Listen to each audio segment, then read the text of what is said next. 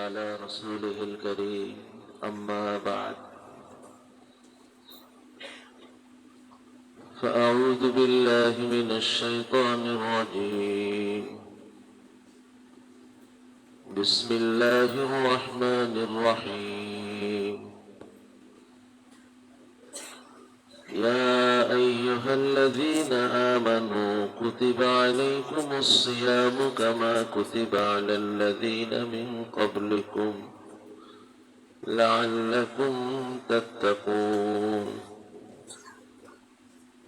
وقال رسول الله صلى الله عليه وسلم من صام رمضان إيمانا واحتسابا غفر له ما تقدم من ذنبه ومن قام رمضان إيمانا واحتسابا غفر له ما تقدم من ذنبه صدق الله مولانا العظيم وصدق رسوله النبي الكريم الحمد لله الحمد لله আল্লাহ তাআলার লাখো করোড় শুকর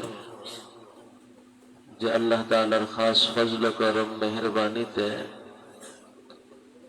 আজকের এই দ্বীনি মজলিসে আল্লাহ আমাদের শরীক হওয়ার সুযোগ তৌফিক দান করেছেন, তার শুকর আদায় করছি আলহামদুলিল্লাহ আলহামদুলিল্লাহ।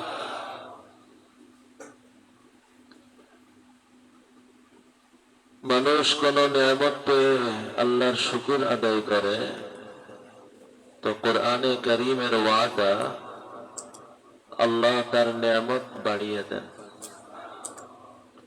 লাইন শাকারতুম লাযীদান্নাকুম। দুনিয়াবি নিয়ামত পেয়েও শুকর আদায় করে তো আল্লাহ তার দুনিয়াবি নিয়ামত বাড়িয়ে দেন।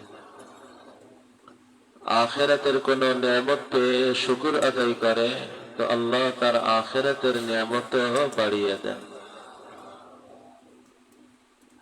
কোন নেক পরিবেশে শরীক হতে পেরে শুকর আদায় করে তো আল্লাহ তাকে নেক পরিবেশে শরীক হওয়ার সুযোগ তৌফিকও বাড়িয়ে দেন। আরেকজন মানুষ যখন বারবার নেক পরিবেশে আসতে থাকে তো আল্লাহ তার দিলের ভিতরে নেক পরিবেশের বুঝ দিতে থাকেন। এরপরেও আসতে থাকে তো ওই বুঝ বাড়তে থাকে, বাড়তে বাড়তে একসময় আল্লাহর মেহেরবানিতে সে পুরা নেক পরিবেশের মানুষ হয়ে ওঠে। নেক পরিবেশের মানুষ হওয়ার পরেও নেক পরিবেশে লেগে থাকে নিয়ম মেনে নিয়মিত ভাবে তো আল্লাহ তাকে শুধু নেক পরিবেশের মানুষই বানান না, বরং আল্লাহ তাকে নেক পরিবেশের চুম্বকও বানিয়ে নেন। যেমন লোহা অনেক সময় চুম্বকের সাথে লেগে থাকে তো লোহার ভিতরেও চুম্বক ভাব এসে পড়ে। হয়তো একটা সময় ছিল যখন সে নিজেই পথহারা, কিন্তু আজ আল্লাহর মেহেরবানিতে সে শুধু জান্নাতি পথের পথিকই হয় না, বরং আল্লাহ তাকে জান্নাতি পথের মাইল ফলকও বানিয়ে নেন।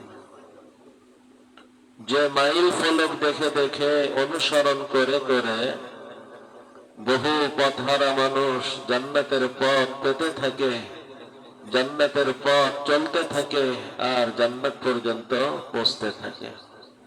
আল্লাহ আমাদের সকলকে জান্নাতি পথের মাইল ফলক হিসেবে কবুল করেন। আল্লাহ আমাদের সকলকে দ্বীনি পরিবেশের চুম্বক হিসেবে কবুল করেন। হে আমার প্রিয় ভাইরা, শুকর গুজার জবান, শুকর গুজার দিল, শুকর গুজার মানুষ আল্লাহর কাছে বড় প্রিয়, বড় পছন্দের। আল্লাহ তাকে যে অবস্থায় রাখে সে শুকর আদায় করে। জীবন চলতে মানুষ যেমন পায়, মানুষ তো হারায়। যখন সে পায় তখনও সে যেমন শুকর আদায় করে, যখন কিছু হারায় তখনও সে আল্লাহর প্রতি শুকর গুজার থাকে। হারানোর কারণে তার শুকর আদায় হয় না, তখনও আল্লাহর প্রতি শুকর গুজার থাকে। হারানো অবস্থায় শুকর গুজার কিভাবে থাকে? যা হারাইছি এর থেকেও তো বেশি হারানোর সুযোগ ছিল, যা হারাইছি এর থেকেও তো বেশি হারানোর আশঙ্কা ছিল, এখনো যে আল্লাহ আমার কাছে অনেক কিছু রাখছেন এর শুকর আদায় করছে আলহামদুলিল্লাহ। অর্থাৎ যা হারাইতেছে ওটাকে ছোট করে দেখে, যা পাইতেছে এখনো ওটাকে বড় করে দেখে। আর বাস্তবতা হলো মানুষের জীবনে যখন কিছু হারায়, হারানো জিনিস সামান্য, অথচ ওই মুহূর্তে আল্লাহর থেকে প্রাপ্ত জিনিসগুলি অসংখ্য। মনে করেন চোখটা যন্ত্রণা করছে, একটা জিনিস হারাইছে, একটা কষ্ট, কিন্তু এই মুহূর্তে আল্লাহর প্রাপ্ত নিয়ামত, আল্লাহর থেকে প্রাপ্ত নিয়ামতকে ভাবেন। চোখে যন্ত্রণা, কানে তো যন্ত্রণা নাই, দাঁতে তো যন্ত্রণা করছে না, মাথায় তো যন্ত্রণা করছে না, হাড়ে তো যন্ত্রণা করছে না, পেটে তো যন্ত্রণা করছে না। হিসাব করে দেখেন, এই মুহূর্তে আমার কষ্টের দিক একটা, কিন্তু এই মুহূর্তে আমি আল্লাহর থেকে পাওয়া নিয়ামত সমূহ তার তালিকা অনেক দীর্ঘ, অনেক লম্বা। বান্দারে, যে আল্লাহ হাজারটা নিয়ামত আমাকে এখনো ডুবিয়ে রাখছেন, মাত্র একটা নিয়ামত আমার থেকে একটু সাময়িক ভাবে সরছে, আমি সামান্য একটা হারানোটাকে বড় করে দেখলাম, অথচ এখনো আল্লাহর থেকে আমি অসংখ্য নিয়ামত পাইতেছি, এটাকে ভুলেই গেলাম। এ কেমন অকৃতজ্ঞতা! দুই, চোখ যন্ত্রণা করছে আজ 2 দিন থেকে, কিন্তু এই চোখটা এই পর্যন্ত 2 যুগ উপকৃত হয়েছে যন্ত্রণা ছাড়া। আরে 2 দিনের কষ্টকে বড় করে দেখলে, কিন্তু 2 যুগ 3 যুগ 5 যুগ ধরে আল্লাহর দ্বারা এই দৃষ্টি দিয়ে যে আমি উপকৃত হইলাম, এটাকে একদম ভুলে গেলাম। কেমন অকৃতজ্ঞতা! যা হারাইতেছে এটার থেকে এখনো যা পাইতেছে এটাকে বড় করে ভাবা উচিত। লাভ কি হবে? আল্লাহ খুশি হবে যে আমার বান্দা হারানো অবস্থায় হারানোটাকে ছোট করে দেখে, এখনো আমার থেকে পাওয়া নেয়ামত সমূহকে বড় করে দেখে, আমার কৃতজ্ঞতা আদায় করে। আল্লাহ খুশি হয়ে যান। এই খুশি হওয়াটাই বড় পাওয়া। আল্লাহ খুশি হয়ে যে নেয়ামত সে হারাইছে, আল্লাহ দ্রুত ওই নেয়ামত তাকে আবার রিটার্ন দিয়ে দেন, অথবা এর থেকেও সেরা কোন নেয়ামত আল্লাহ তার জন্য বরাদ্দ করেন। সে রূপতুল্য কিছু হারিয়েছে, আল্লাহ তার জন্য স্বর্ণতুল্য কিছু বরাদ্দ করে দেন। সে স্বর্ণতুল্য কিছু হারায়, আল্লাহ তার জন্য হীরা ডায়মন্ড তুল্য কিছু বরাদ্দ করে দেন। সে যা হারায় তার থেকে সেরা কিছু তার জন্য বরাদ্দ হয়। অতএব শুকর গুজার জবানেও দিলেও কাজে করবেও। শুকর গুজার আল্লাহর কাছে বড় পছন্দ, সর্ব অবস্থায় শুকর আদায় করে। বান্দার কাজ কি বলেন? যে কোনো পরিস্থিতিতে দোয়া করবে, চেষ্টা করবে ন্যায়সঙ্গত, আল্লাহর রহমতে ভালোর আশা রেখে চলবে। সর্বশেষ আল্লাহ যা ফয়সালা করবে মনে প্রাণে খুশি থাকবে। এর বাহিরে বান্দার কোন কাজ আছে? এর বাহিরে কিছু করলে তার পারিশানির শেষ নেই। বান্দার কাজ, আমাকে আল্লাহ যে অবস্থায় রাখে, পরিস্থিতি আসছে, দোয়া করো, বিবেক ন্যায় সঙ্গত চেষ্টা করো, আল্লাহর রহমতে ভালো ধারণা রেখে আশাবাদী হয়ে থাকো। সর্বশেষ আল্লাহ যা ফয়সালা করবে দিল থেকে খুশি থেকো।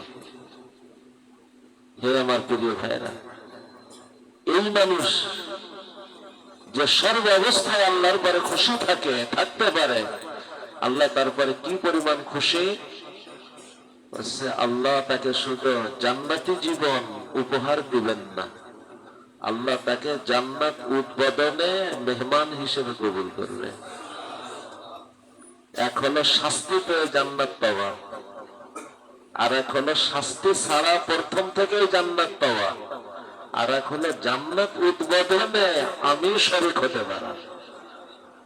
তো আল্লাহ তাকে জান্নাত উদ্বোধনের মেহমান হিসেবে কবুল করবেন। এর থেকে বড় পাওয়া কি হতে পারে বলেন না? আবু দাউদের হাদিস না, আউয়ালু মান ইউদা ইলাল জান্নাতি ইয়াউমাল কিয়ামাহ আল্লাযীনা ইয়াহমাদুনাল্লাহ ফিস সাররাই ওয়াদ দাররা। যে কথাগুলো বলা হলো এটা একজন মুমিনের ঈমান, তার বিশ্বাস। এই বিশ্বাসকে যদি সে দিল থেকে ধারণ করতে পারে, কোন বিপদে তাকে টেনশন স্পর্শ করবে না। ভাই, টেনশন হয় কিছু হারানোর কারণে, তাই না? পিছনের কথা যদি বুঝে এসে থেকে সে কিছু হারাইতে পারে, কিন্তু যা হারাবে আল্লাহ তার থেকে সেরা তাকে দান করবে। যখন এই বিশ্বাস অন্তরে, এখন হারানোর পরে কি বেদনার কোনো আশঙ্কা আছে? রূপ হারাইতেছে, আমি তো স্বর্ণ বরাদ্দ হতে দেখতেছি। স্বর্ণ হারাইতেছে, হীরা ডায়মন্ড বরাদ্দ হতে দেখতেছি। টেনশন কেন?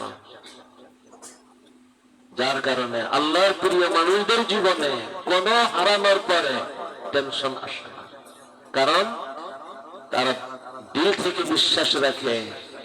তাদের ঈমান, তাদের বিশ্বাস, আমি যা হারাইতেছি তার থেকে সেরা আমার জন্য বরাদ্দ হইতেছে, যদি আমি শুকরগুজার হতে পারি, যদি আমি রেজাবিল কাজায় উত্তীর্ণ হতে পারি, যদি আমি আল্লাহর পরে সর্ব অবস্থায় খুশি থাকতে পারি, আমি সর্ব অবস্থায় আল্লাহর পরে খুশি থাকতে পারি, আমার থেকে যা হারাবে তার থেকে সেরা আমার জন্য বরাদ্দ হবে।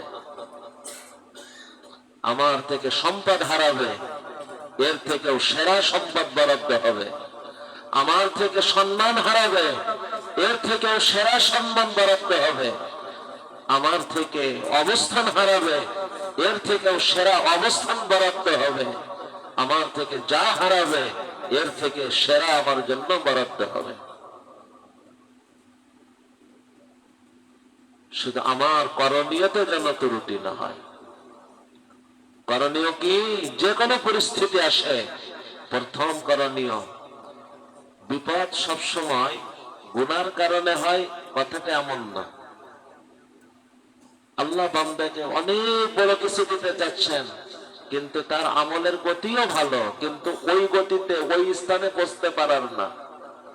আল্লাহ তখন তাকে বিপদ দেন, সে ধৈর্য ধারণ করে বা আরো উন্নত রেজাবিল কাজা খুশি থাকে।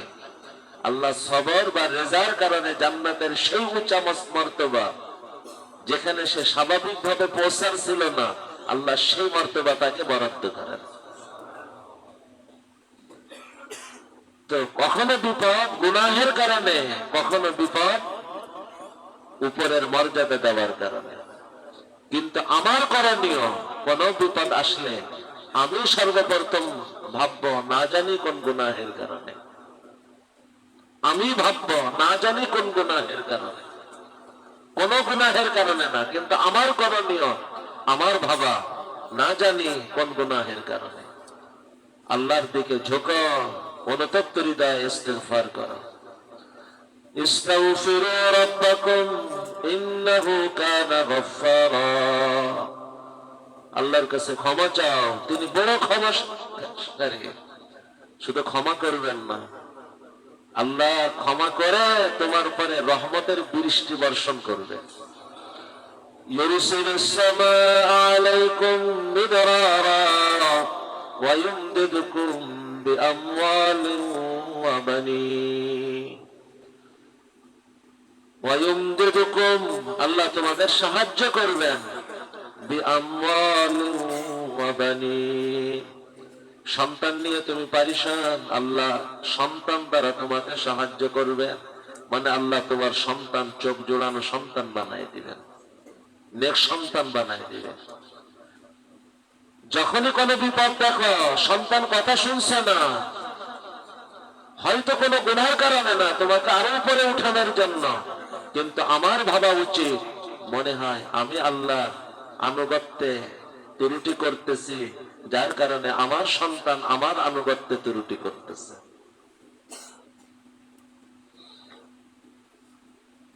এই কারণে হচ্ছে না, কিন্তু আমার দায়িত্ব এই কারণটা মনে করে আল্লাহর কাছে অনুতপ্ত হওয়া, আল্লাহর কাছে আগাই যাওয়া।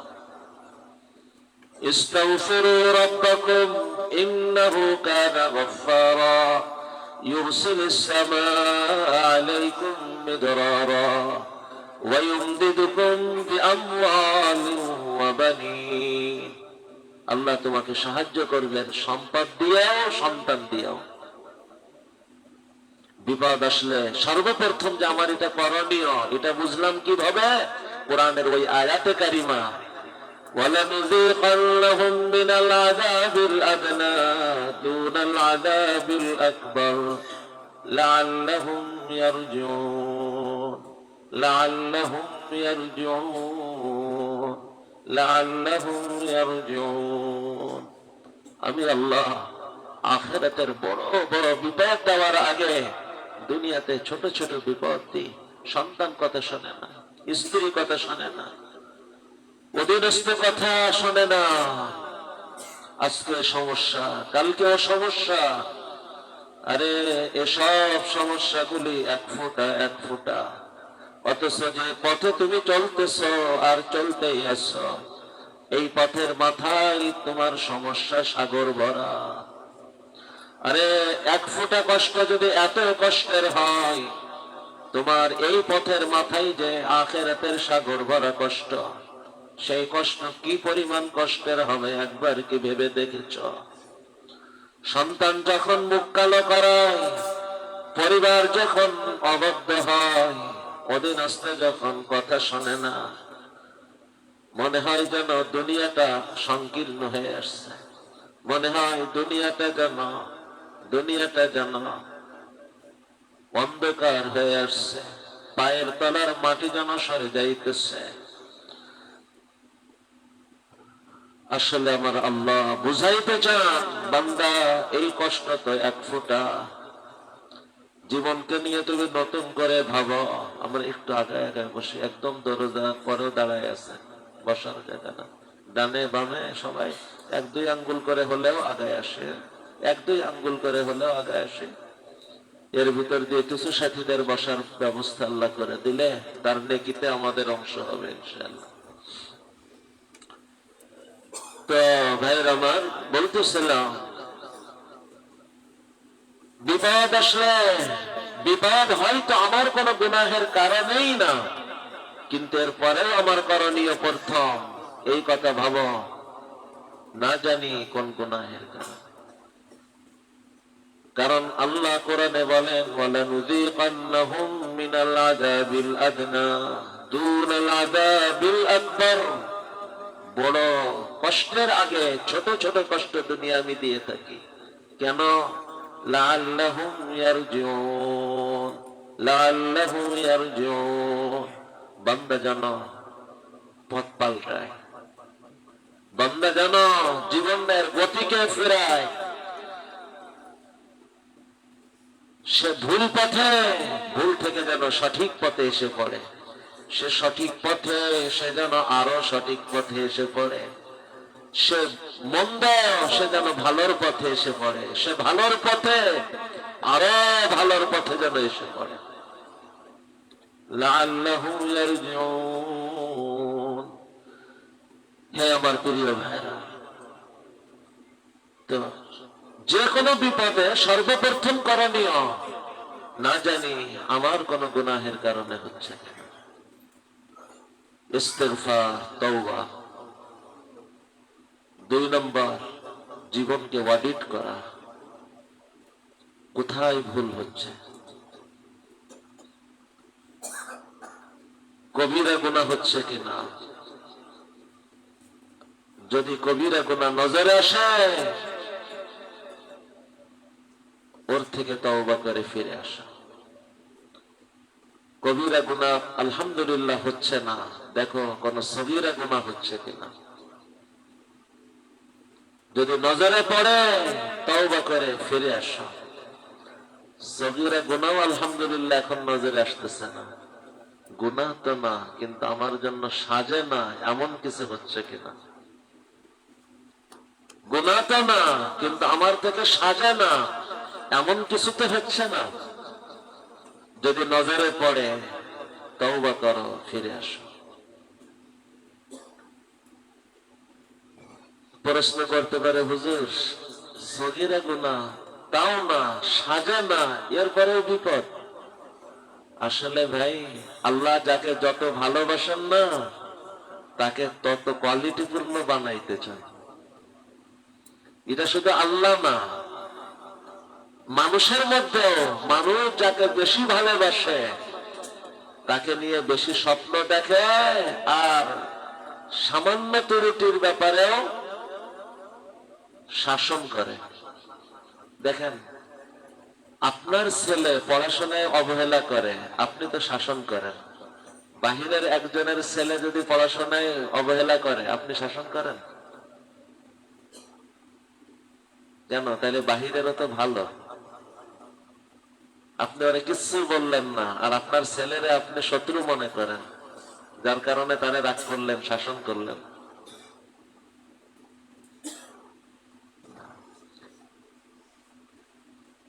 আমরা বাহির জগতের একটা ছেলে মসজিদে আসছে, মাথায় টুপি নাই, গায়েও জামা নাই, ইসলামী পোশাক তার মধ্যে নাই, কিন্তু মসজিদে আসছে, মাদ্রাসায় আসছে, তার পিঠ চাপড়ে বাহবা, খুব ভালো, এসব বাবা নিয়মিত, তাকে বাহবা দিতেছে।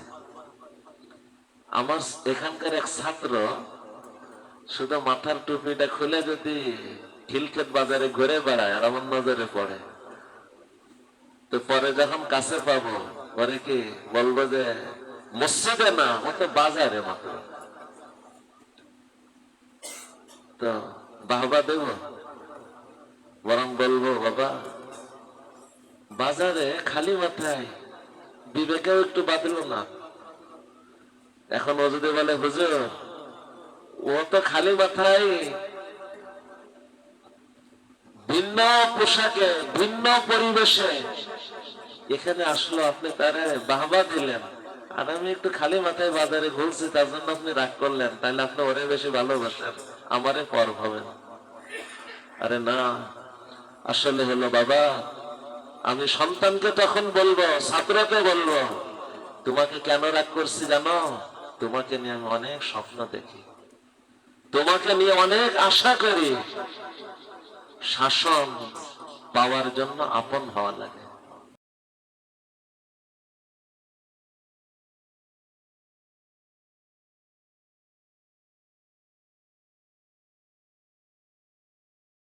অন্যকে বাহবা দেওয়া হইতেছে, অথচ আমার ছাত্রকে আমি শাসন করতেছি কেন?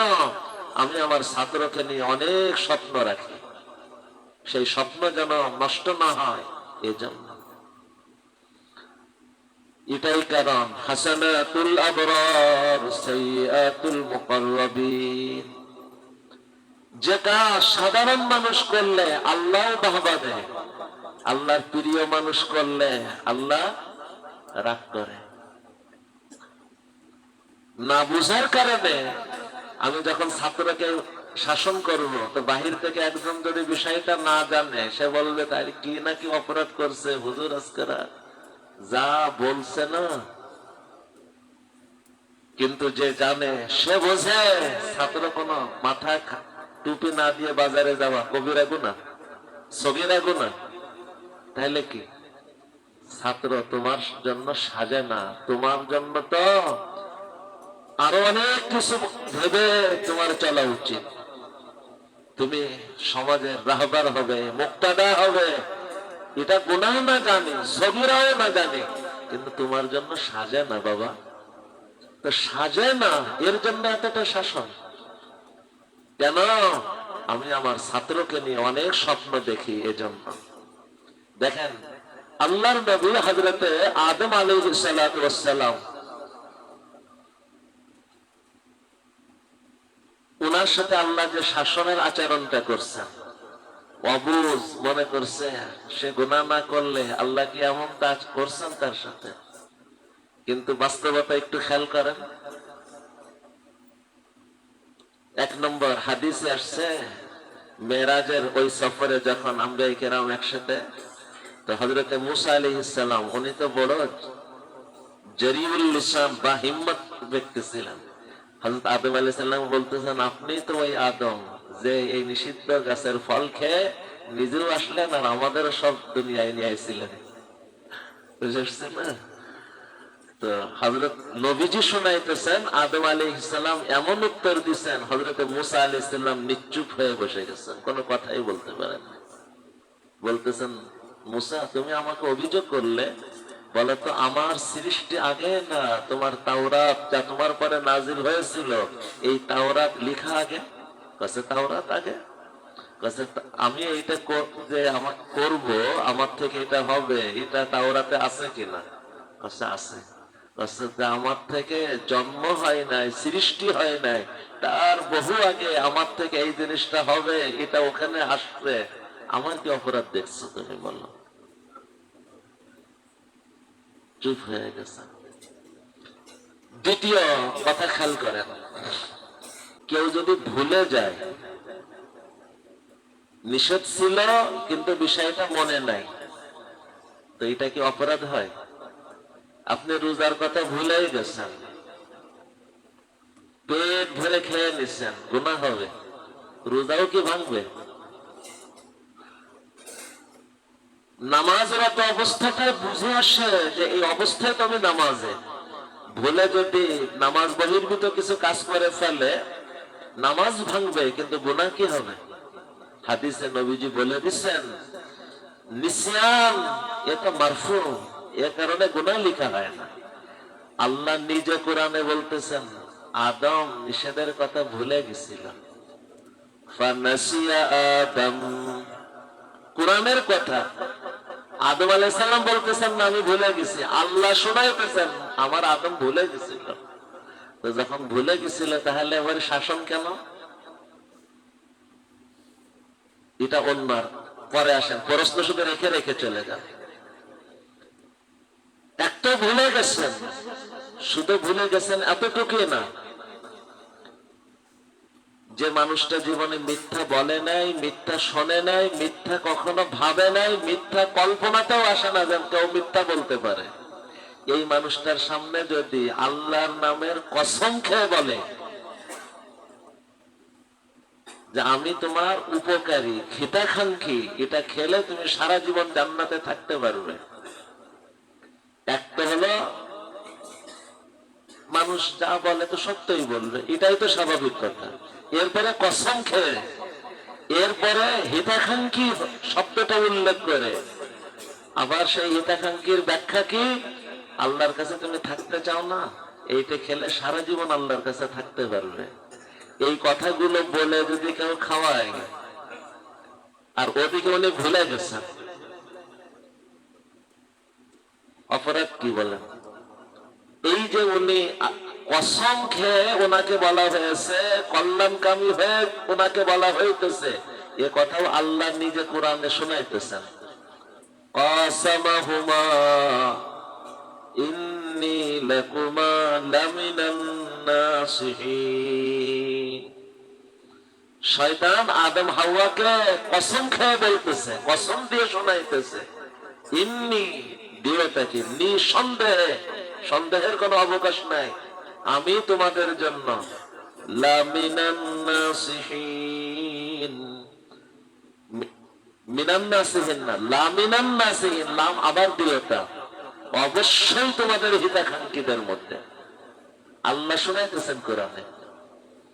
তো কসম খেয়ে হিতাকাঙ্ক্ষী হওয়াটাকে এত দৃঢ়তার সাথে ব্যক্ত করে, ডবল দৃঢ়তা, ইন্নি লাকুমা, লাকুমা বলতে লামিনান নাসিহিন।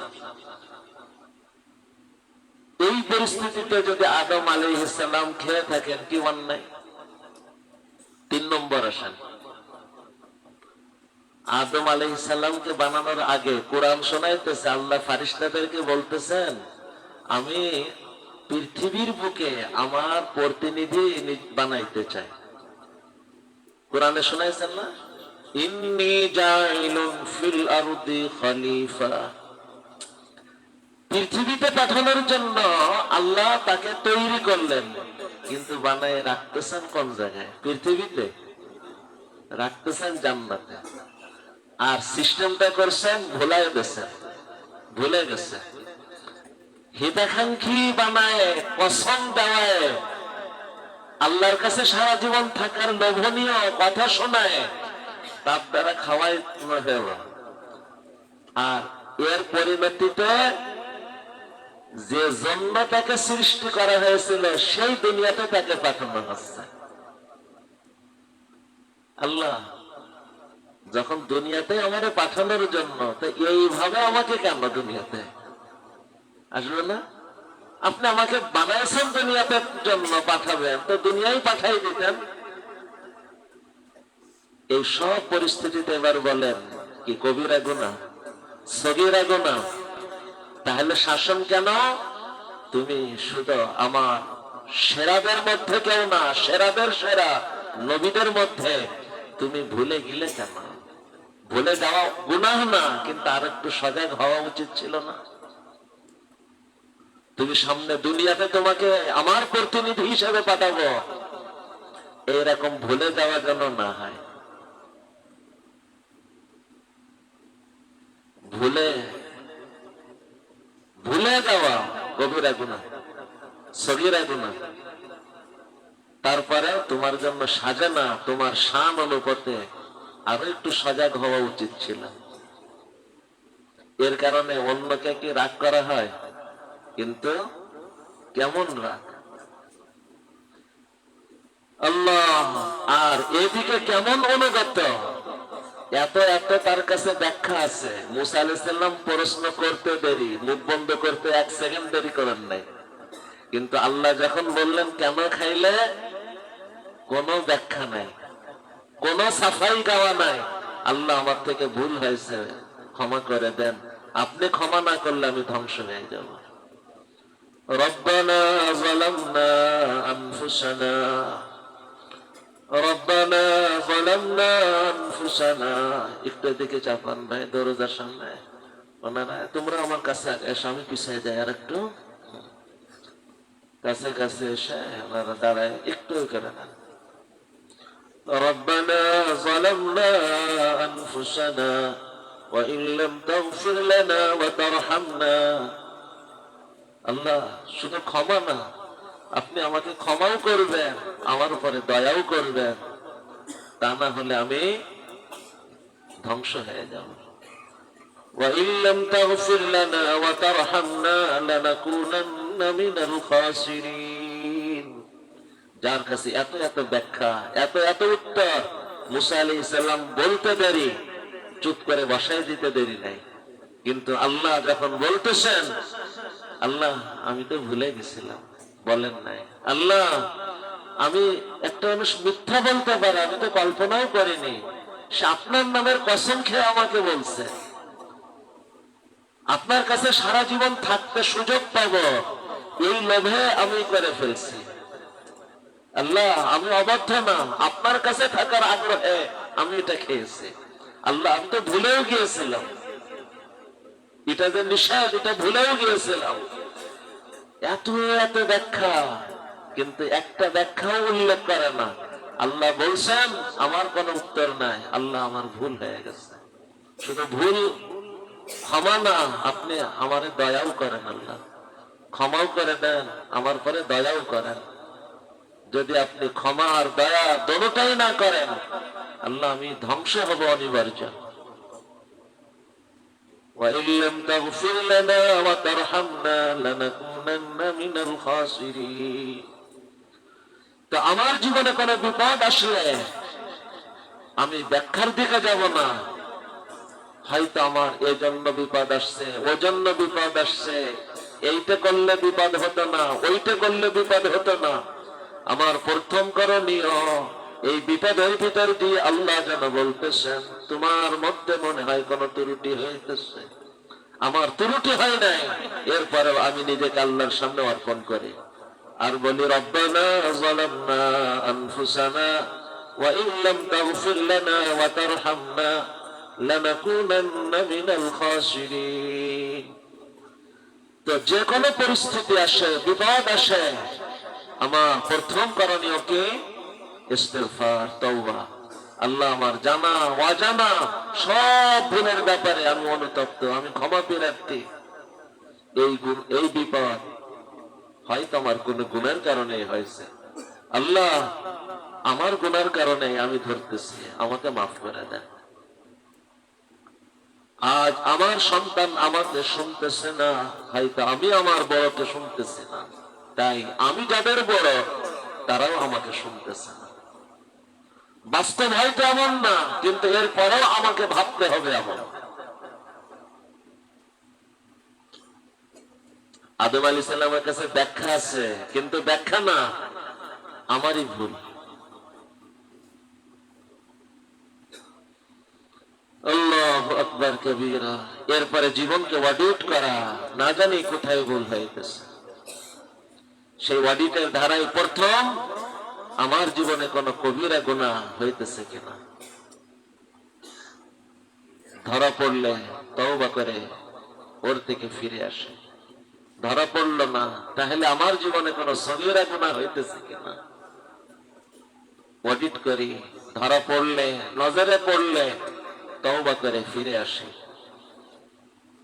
সগীরা গুনাহ আলহামদুলিল্লাহ নজরে আসতেছে না, আমার জন্য সাজে না। এই সাজেনার থেকে কথা চলে গেছিল, সাজে না এমন কিছু হইতেছে কিনা। হুজুর সাজে না তার জন্য বিপদ আসবে? আরে সাজে না এর জন্য যদি বিপদ আসে না, খুশি হয়ে যাও, তুমি আল্লাহর আপন, যার কারণে শাসন পাইতেছ।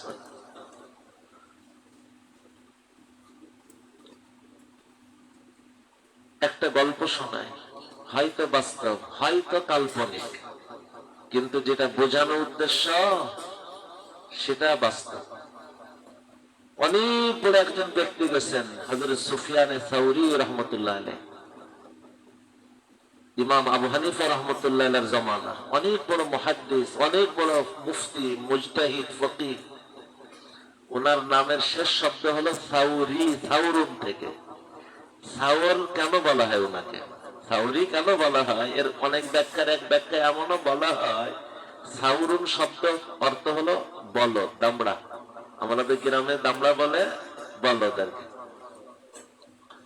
তো একদিন বেখেয়ালে মসজিদে ঢোকার সময় বাম পা দিয়ে ঢুকছে, গায়ের থেকে এক আওয়াজ কানে ভেসে আসছে, ইয়া সর, আরে বলো দামড়া, কোন পা দিয়ে ঢুকতে হয় হুঁশ নাই। এমন একটা আওয়াজ উনি উপলব্ধি করছেন, চৌকান্না হয়ে গেছেন। আমরা তো সারা জীবন বাম দিয়ে ঢুকলেও কিচ্ছু পাই না, কেন? আমরা যে শাসন, এই পরিমাণ শাসন পাওয়ার আপনই তো হইতে পারি নাই। ওই যে আগের কথা যদি মনে থাকে, এই পরিমাণ শাসন পাওয়ার মতো আপন তো হতে পারি নাই। উনি এতটা খুশি হয়েছেন যে আল্লাহর পক্ষ থেকে এই শাসন আমাকে করা হয়েছে, এ তো আল্লাহর বিশেষ নজর আমার পরে। উনি উনার নামের সাথে শব্দটা যুক্ত করে নামের অংশ বানায় নিয়েছেন, সুফিয়ান সাউরি। হয়তো ব্যাখ্যা সত্য, হয়তো সম্পূর্ণ কাল্পনিক, কিন্তু যে কথাটা আমার বোঝানোর উদ্দেশ্য, শাসন যে কবিরা গুনার মধ্যে ডুবে থাকে তারে সগীরা গুনার জন্য শাসন করা হয় না। যে সগীরা গুনার মধ্যে ডুবে থাকে তাকে সাজে না এমন বিষয়ে শাসন করা হয় না। কিন্তু যে সব থেকে অনেকে বলে না, হুজুর যতদিন নামাজ রোজা ঠিক মতন করতাম না তখন বিপদ কম ছিল, কিন্তু নামাজ রোজা শুরু করার পরে বিপদ যেন বেড়ে গেছে। এমন প্রশ্ন কখনো শুনছেন? কথা প্রশ্ন তার সঠিক, বুঝতে তার গ্যাপ হয়েছে।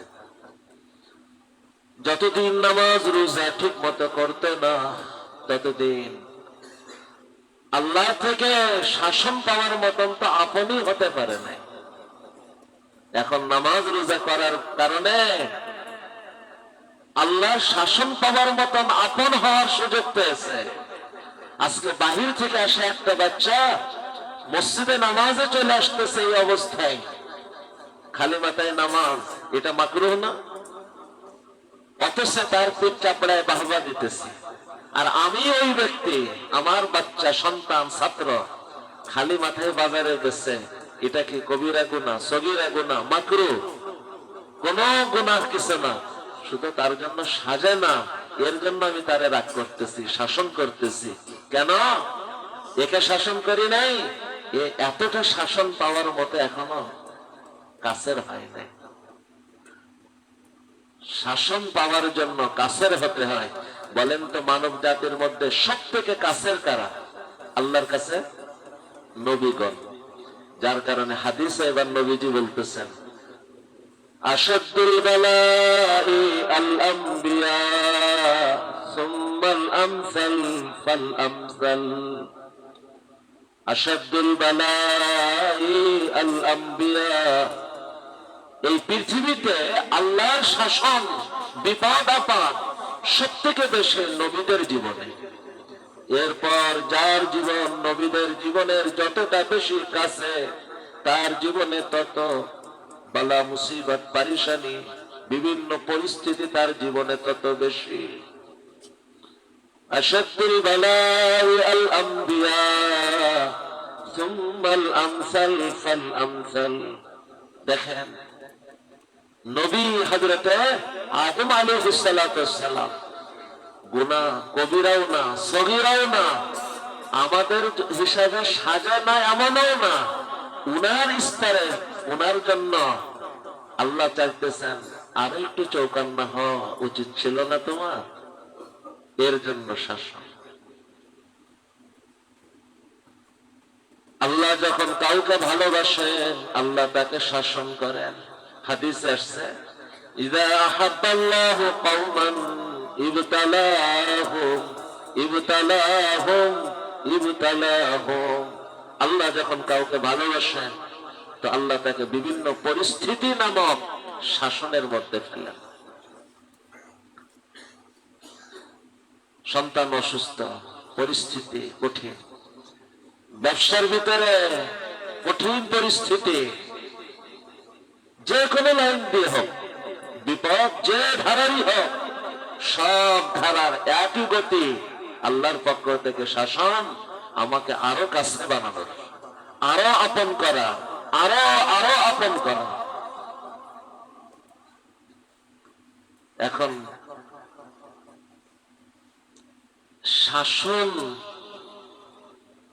শাসন যখন আপনকে করা হয়, এখন একই সাথে যেমন আমার কোন ত্রুটি হোক, সেটা অন্যের জন্য ত্রুটি না, আমার হিসাবে ত্রুটি, সাজে না আমার জন্য এমন ত্রুটি, এই ত্রুটি হওয়ার কারণে আমি অনুতপ্ত, আমি লজ্জিত, কিন্তু এই কারণে যে আল্লাহ আমাকে শাসন করতেছেন এর জন্য কি আমি আনন্দিত নই? অবশ্যই। আমার ভুল হয়েছে এর জন্য আমি লজ্জিত, অনুতপ্ত, হোক সেই ভুলটা আমার জন্য সাজে না এমন কোন সাধারণ ভুল। বুঝমান ছাত্র যখন খালি মাথায় বাজারে ঘুরে উস্তাদের সামনে পড়ছে আর পরে তাকে রাগ করে, একই সাথে তার মনে দুইটা অবস্থা থাকে। এই ভুল তার হইল কেমনে, সে লজ্জিত হয়, আর করবে না এমন ভুল।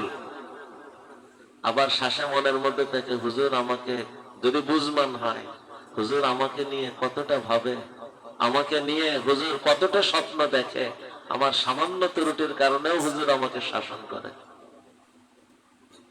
বুঝেছে না? আল্লাহ শাসন পাওয়া এটা আপন হওয়ার দলিল, শাসন পাওয়া আপন হওয়ার আলামত।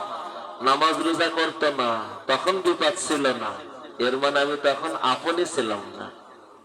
আরো অন্যায় করুক, জাহান্নামে ভালোভাবে পড়ুক, আপন এ যেন আখেরাতে কষ্ট না পায়। এর শাসন করে জাহান্নাম থেকে শুধু মুক্ত হবে না, শুধু জান্নাতি জীবন পাবে না, জান্নাতুল ফিরদাউসের মেহমান যেন হয়ে ওঠে, নবীদের পাশাপাশি জান্নাত যেন পাওয়ার হয়ে ওঠে, এর জন্য শাসন। আল্লাহ কথার অনেক দূরে চলে গেছে, সেই শুকুর শব্দ থেকে চলতে চলতে পর্যন্ত। আমি তো আজকে আলোচনা করতে চেয়েছিলাম সামনে রমজান, সামনে শবে বারাত, এই কথাগুলি, এই বিষয়কে সামনে রেখে কিছু কথা, কিন্তু আমিও কোন আবেগের মধ্যে ভেসে গেছি জানি না। বাকি কথাগুলো যদি আমরা দিলের মধ্যে ধারণ করে চলতে পারি, আশা করি জীবনে অনেক উপকার হবে। ভাইরা আমার, এই বুঝ নিয়ে চলবে, আল্লাহর কাছে দিকে ধাবিত হবে, ইস্তিগফার তওবা করবে, জীবনকে অডিট করবে, সালাতুল হাজত পড়ে আল্লাহর সাহায্য প্রার্থনা করবে।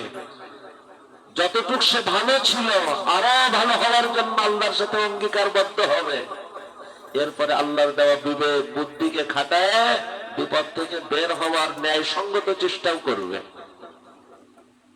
আল্লাহ যে ফয়সালা হবে অগ্রিম মানসিকতা রাখবে, আমি আল্লাহর পরে খুশি থাকবো, আমার চাওয়াটা মিললেও খুশি, না মিললেও খুশি থাকবো। ইয়াকিন রাখেন, বিশ্বাস রাখেন, দিলের মধ্যে গেঁথে নেন, যা হারাইছে আল্লাহ তার থেকে সেরা আপনাকে দান করবে। যা হারাইছে আল্লাহ তার থেকেও সেরা আপনাকে দান করবে। যখন তার থেকে সেরা দান করবে, এখন হারানোর জন্য আপনি টেনশন করবেন না, সেরাটা আপনার জন্য বরাদ্দ হচ্ছে এইটা দেখে, এইটা ভেবে আপনি আল্লাহর পরে খুশি থাকবেন। আপনি যদি আল্লাহর পরে খুশি থাকতে পারেন, পুরা শরীর কান বানায় নেন, আল্লাহ আপনার পরে খুশি থাকবে।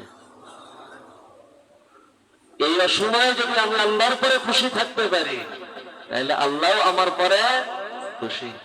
আমার এই বান্দারে আমি শাসন করলে ও শাসনের মর্ম বোঝে, আমার পরে অভিযোগ করে না, আমার থেকে দূরে যায় না, আরো কাছে আসে, আরো কাছে আসে,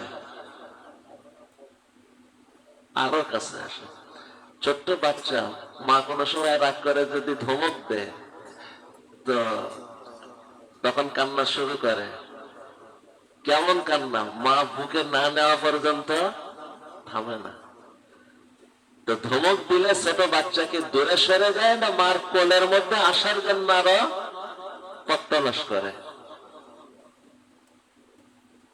আর মাও দুইবার ধমক দিয়ে যখন দেখে ছোট বাচ্চা কান্না শুরু করছে, তখন মা আগে 2 হাত দূরে ছিল ছেলে, এখন ছেলেটারে কোলে উঠে বুকে জড়ে আদর করে, মুখে চুমো দেয়, মাথায় আদর করে। আমিও যদি আল্লাহর কাছে আগাই আসতে পারি, আগে যতটুকু কাছে ছিলাম আল্লাহ তার থেকেও কাছে বানাই নেবে। তার রহমতের চুমা আমার কপালে পড়বে, আমার মাথায় পড়বে। আল্লাহ শুধু আমার জন্য সাজে না, এমন হোক আর কবিরা গুনাহ হোক, আল্লাহ শুধু ক্ষমাই করবেন না, দয়ার চুমাও এঁকে দিবেন। আল্লাহ আমার জীবনে দয়া দিয়ে ভরে দিবেন, তার রহমতের কোলে উঠাই নিবেন, তার দয়ার বুকে জড়াই নিবেন। হে আমার প্রিয় ভাইরা, আল্লাহর দিকে আগায় আসি, আল্লাহ আমার দিকে আগায় আসবে। আমি 1 বিঘাত আগাবো, আল্লাহ 1 হাত আগায় আসবেন। আমি 1 হাত আগাবো, আল্লাহ 1 পাও আগায় আসবেন। আমি পায়ে হেঁটে হেঁটে আগাবো, আল্লাহ আমাকে আগায় নেওয়ার জন্য দৌড়ায় দৌড়ায় আগায় আসবেন, তার রহমত দৌড়ায় আসবেন। হে আমার প্রিয় ভাইয়েরা, বিপদ আমাকে সরানোর জন্য না, বিপদ আমাকে আরো কাছে টেনে নেওয়ার জন্য। কাশ বিপদের মর্ম বুঝতাম, কাশ বিপদের ভিতর দিয়ে আমি আরো আল্লাহর আপন হয়ে যেতে পারতাম। বিপদ তো কেটে যেত, মাঝখানে আমি আল্লাহর আরো কাছের হয়ে যেতাম। যতটুক হারাইলাম তার থেকেও সেরাটা পেয়ে যেতাম। সব দিকে লাভ না, যা হারাইতেছে তার থেকেও সেরাটা পাইতেছে। আমি আল্লাহর যতটা কাছে ছিলাম তার থেকেও কাছে হওয়ার মানুষ হয়ে গেলাম। আল্লাহ, আগুন আসে কিভাবে ভিতরে ঢুকায়। ওই পাশে ভিতরে ভিতরে দেখেন জায়গা থাকবে, মুজাহিদ তোমরা একটু দরজার দিকে থাকো, কেউ আসলে ঢুকায় না। হে আমার প্রিয় ভাইয়েরা, চলেন এ প্রসঙ্গে এই পর্যন্ত। এ প্রসঙ্গে কথা আসলে আরো আসতে থাকবে, কিন্তু আমি এই কথা মাঝে মাঝে এগুলো বলি। আজকে ওই মাজমুন অনেক মুখ ছড়াই বলছে, যার মধ্যে মোটা দাগে কয়েকটা গুণ যেন আমাদের ভিতরে এসে যায়। এক নম্বর, কোন বিপদে আমি কি মন ভেঙে ফেলবো না স্বাভাবিক থাকবো? শুধু কি স্বাভাবিক থাকবো না আল্লাহর পরে খুশি থাকবো? লাভ কি আমার কম হবে না বেশি হবে? কি পরিমাণ লাভ? কাছে দুনিয়াতেও যা ছিল তার থেকে সেরাটা মিলবে, আর আখেরাতে শুধু জান্নাতি জীবন না, জান্নাত উদ্বোধনের মেহমান হতে পারবো। শাসনের সময় আমার থেকে ভুল হয়েছে, যে স্তরেরই হোক, এটাকে ভেবে আমি অনুতপ্ত হব, আমি ক্ষমা প্রার্থী হব, আমি আল্লাহর দিকে আগায় এসে কান্নাকাটি করব। আল্লাহ, আমি বুঝতেছি না কি জন্য হয়েছে, বাকি এতটুকু বুঝতে আমার কোনো ভুল হয়েছে, তাই বিপদ আসছে। আল্লাহ, আমি আমার জানা না জানা সব ভুলের ব্যাপারে লজ্জিত, অনুতপ্ত, ক্ষমা প্রার্থী, আমারে মাফ করে দেন। আল্লাহ, আমার আপনি ছাড়া তো কেউ নাই, আপনি ফেলে দিলে আমাকে নেবে না কেউ, আমার তো নেই কেউ। এইভাবে ছোট বাচ্চার মতন কান্না আল্লাহর সামনে, আল্লাহ আপনি আমাকে ছেড়ে দিয়েন না, আমি ধ্বংস হয়ে যাব। এরপরে ওয়াজুদ করতে থাকবো, নামাজের মাধ্যমে আল্লাহ সাহায্য চাব, শাসন হিসাবে মনে করে খুশিও থাকব যে আমার কোনো ভুল হলে আল্লাহ আমাকে শাসন করে, এ তো আমার নসিব। আমি নিশ্চিন্ত এখন, আগামীতে যদি আমার কোনো ভুল হয় আল্লাহ আমাকে শাসন করবে। আল্লাহ, আমার ভুলের কারণে লজ্জিত, অনুতপ্ত, ক্ষমা প্রার্থী, কিন্তু আপনি আমার শাসন করছেন, এর জন্য আমি বড় আনন্দিত, যাতে আমি আখিরাতে ক্ষতিগ্রস্ত না হই, এই জন্য তো আপনি আমার শাসন করছেন। আমি আল্লাহর আরো কাছের হয়ে যাব, বিপদ কেটে যাবে, আগের থেকে সেরাটা মিলে যাবে, জান্নাত উদ্বোধনের মেহমান হতে পারবে। এর থেকে বড় পাওয়া কিছু হতে পারে? আজকের সবাই নিয়ত করতে পারি যে কোনো অবস্থায় রেজাবিল কাজা, শুকর গুজার, ইনশাআল্লাহ। আল্লাহ তাআলা আমাদেরকে রেজাবিল কাজাতে কবুল করেন। এটা বারবার আলোচনা হওয়া দরকার, এজন্য এগুলো শুনে নেওয়া, বুঝে নেওয়া সহজ, কিন্তু সময় মতো এটাকে গ্রহণ করতে পারা, এটা হলো বড় চ্যালেঞ্জ, বড় কঠিন। বাকি আল্লাহ সহজ করলে কঠিন বলে কিছু আছে? যাই হোক ভাইয়ের আমার, সময় তো অনেক হয়ে আসছে, খুব সংক্ষেপে সংক্ষেপে কয়েকটা কথা। রমজান আসতে কয়দিন বাকি? আর 20 দিন মতো। রমজান আসার কতদিন আগ থেকে নবীজির অন্তরে রমজানের বাতাস শুরু হতো? 2 মাস, মানে 60 দিন। আর 20 দিন মানে সেই বাতাস আরম্ভ হওয়ার 3 ভাগের 2 ভাগ সময় পার হয়ে গেছে, একদম শেষ তীর্থংশ আমার সামনে।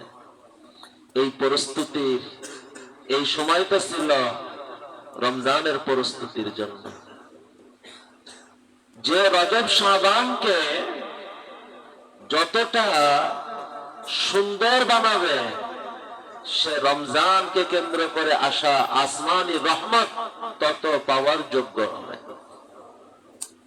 যার কারণে নবীজি রজব শাবানকে বরকতময় পাওয়ার দোয়া করতেন, আল্লাহুম্মা বারিক লানা ফি রজব ওয়া শাবান ওয়া বাল্লিগনা রমাদান।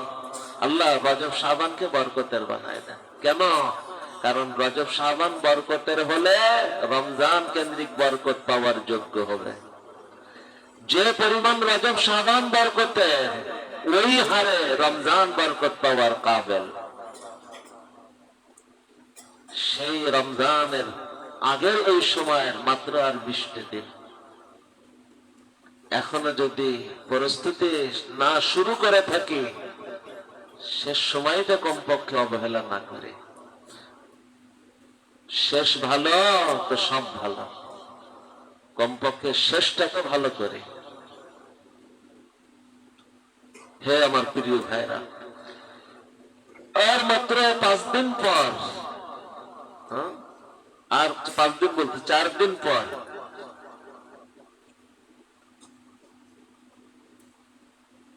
লাইলাতুল নিসফি মিন শাবান, হাদিসের সাথে, যেটাকে আমরা সবে বারাত বলেছি। এই রাত প্রমাণিত কিনা, এটা হলো প্রথম। এই ব্যাপারে আমাদের সমাজে বাড়াবাড়ির ধারাও আছে, সাড়াসাড়ির ধারাও আছে, দোনোটাই বর্জনীয় ইসলাম এর মাঝখানে। মৌলিকভাবে ইসলামের এই রাত বড় ফজিলতের, এবং এটা অসংখ্য আহাদিস এবং আসারের মাজমুয়া প্রমাণ হওয়ার জন্য যথেষ্ট প্রমাণ এর সপক্ষে।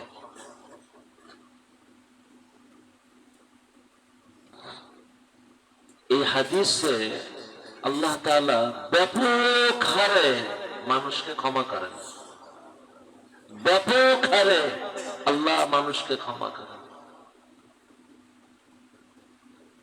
কিন্তু যারা শিরিকের গুনাহ আর হিংসার গুনাহ, আল্লাহ এদেরকে ক্ষমা করেন না। সব গুনাহ আমার জন্য ধ্বংসের। এই সময়ে এই রহমত বরকত না পাওয়ার সব থেকে বড় কারণ হিসেবে এখানে নবীজি এই দুইটা উল্লেখ করছেন। এই দুইটার ব্যাপারে প্রথম সজাগ হয়।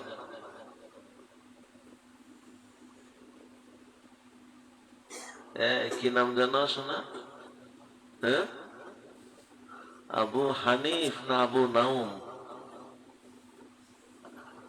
আমি তো আবু হানিফ ঘুমাইতেছে, আমি তো আবুল মানে তো বাপ, তার মানে তাহলে ঘুমের বাপ কিনা? মাগরিবের পরে ঘুমায় আবু হানিফ? তুমি তো পুরানা মানুষ। আল্লাহ সোজা হয়ে বসে একদম দেখা, কিছু বুঝা বুঝি এখানে, কান সুখ করার তো কিছু নাই। আল্লাহ রাব্বি। তো দুইটা অপরাধ বিশেষভাবে এখানে উল্লেখ করা হয়েছে। এক হলো শিরিকের গুনাহ, সজাগ, কখনো যেন আমার থেকে শিরিকের গুনাহ না হয়, শিরিকের গুনাহ না হয়। আর 2, হিংসা। হিংসা, হিংসা বুঝমান মানুষ করতে পারে? একটু ভাবেন তো, হিংসা মানে কি? আর একজনের ভালো দেখলে অন্তর জ্বলে। আরে তোমার প্রয়োজন, আল্লাহর খাজানায় কি এত কম যে ওর দেওয়া হয়েছে তাই তুমি পাবা না? ওর থেকে কেড়ে তোমাকে দেওয়া লাগবে? আল্লাহর খাজানাতে এমন, শুধু ওকে দেওয়া হয়েছে, ওটা তোমাকে না, সারা দুনিয়াকেও যদি দেওয়া হয় তাও আল্লাহর ভান্ডারে কম হবে না। তাহলে কেন হিংসা? শেখ সাদি রহমতুল্লাহ আলাইহি বড় দামি একটা কথা বলতেন, বুঝমান মানুষের জন্য বড় বুঝের কথা। যে হিংসা করে তোমার করে, তাকে তুমি কোনো শাস্তি দিও না, সে নিজেই 24 ঘন্টা তুষের আগুনে জ্বলতেছে, এর থেকে বড় শাস্তি আর কি হবে বলো? মানে একজনের উন্নতিতে আমার অন্তর জ্বলতেছে, কষ্ট কি ওনার হচ্ছে না আমার হচ্ছে? এ কেমন নির্বোধ! তার উন্নতি, কষ্ট আমার। সে যে পড়ে নিজে কষ্ট নেয়, আমার প্রয়োজন তো ও যার কাছ থেকে পেয়েছে আমিও তো তার থেকে নিতে পারি। এমন তো না আমাকে পেতে হলে তার থেকে ক্যান্সেল করায় আমার জন্য বরাদ্দ করতে হবে। তো হিংসুককে তার অবস্থায় ছেড়ে দাও, আর কোন শাস্তি তার প্রয়োজন নাই। সে নিজেই 24 ঘন্টা তুষের আগুনে জ্বলে, বুঝতে না? আর আখিরাত তার কেমন নষ্ট হয়? আখিরাত নষ্ট হয় কেমন? আল্লাহ, শুকনা কাঠে আগুন লাগলে থাকে কিছু? নবীজি বলেন যার ভিতরে হিংসা আসছে তার অর্জিত নেকিও এইভাবে পুড়ে ছারখার হয়ে যায়, থাকে না কিছু। হিংসা সাধারণত একই গতির পাশাপাশি অবস্থান রাখা ব্যক্তিদের মধ্যে হয়। দুইজন পাশাপাশি দোকানদার, একজনের কাস্টমার বেশি আর আমার কাস্টমারই আসে না, হিংসা আসে।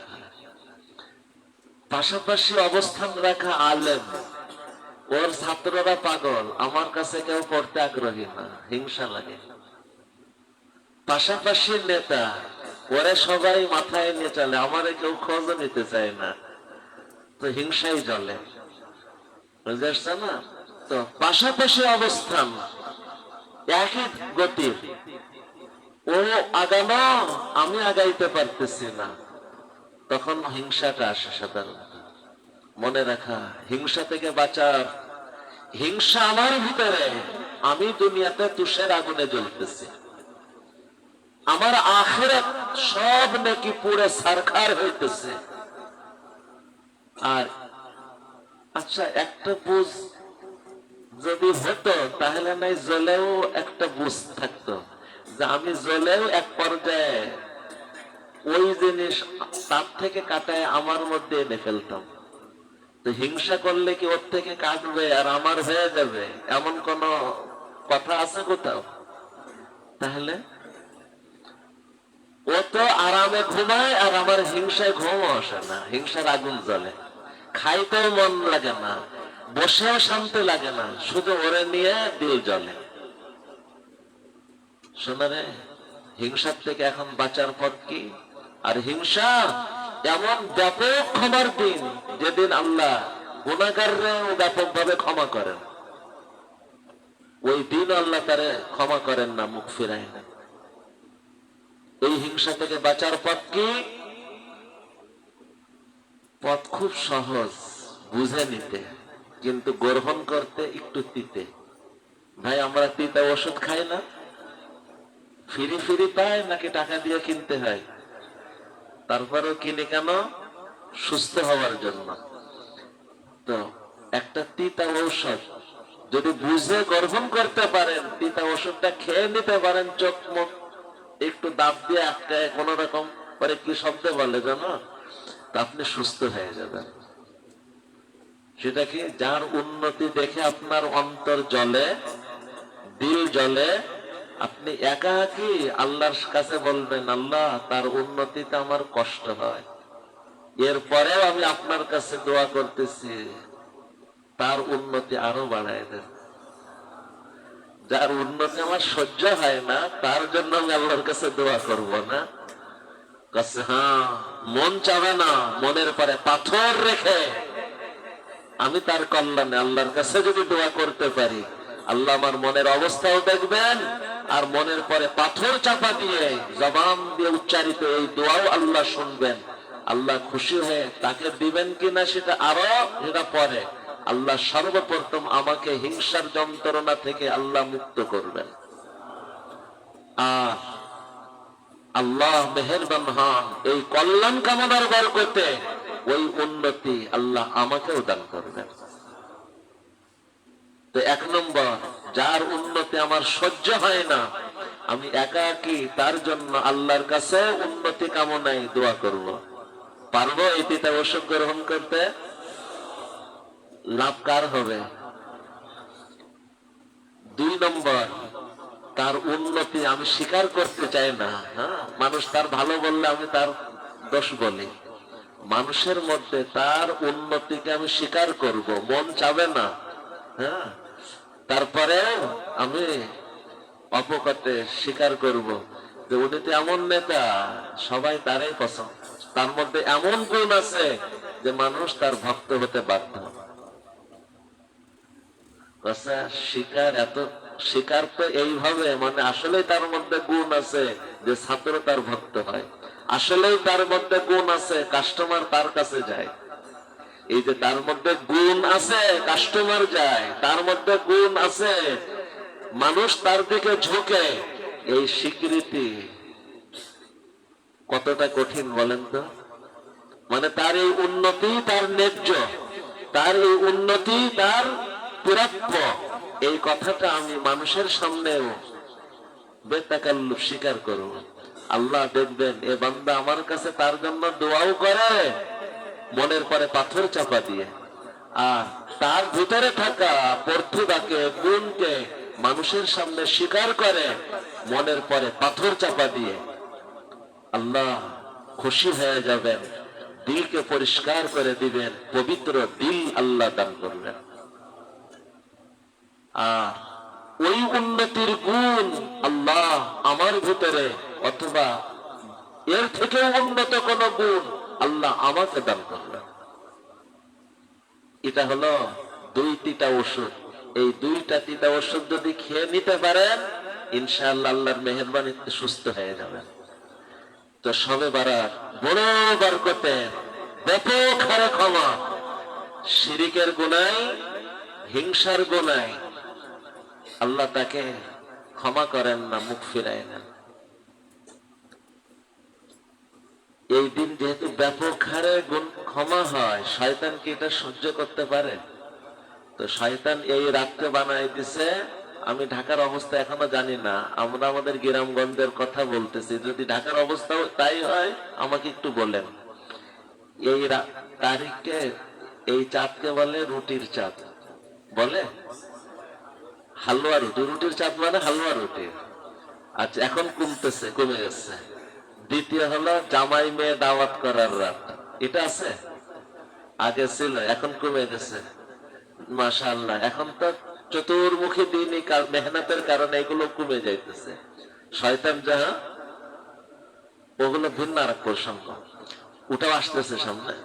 তো আল্লাহ যখন ব্যাপক হারে ক্ষমা করেন, তো শয়তান দেখে এ তো মানা যায় না, এদেরকে এখন দাওয়াত দিয়ে জামাই মেয়ে মেহমানদারিতে এরা সব ব্যস্ত থাকবে, মা বোনরা রান্না বান্নায় কি ক্লান্ত হয়ে পড়বে, এরপর আর আমল করার সুযোগ পাবে না।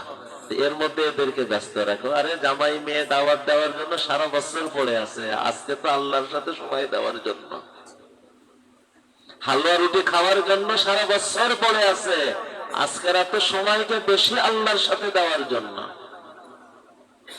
আর ভাই বলতেছিলেন যে অনেক জায়গায় এই সময় এর থেকেও বেশি হয় ঈদের সময় আলোকসজ্জা। ভাই আলোকসজ্জা এটা কি মুসলিম কালচার নাকি পূজার কালচার?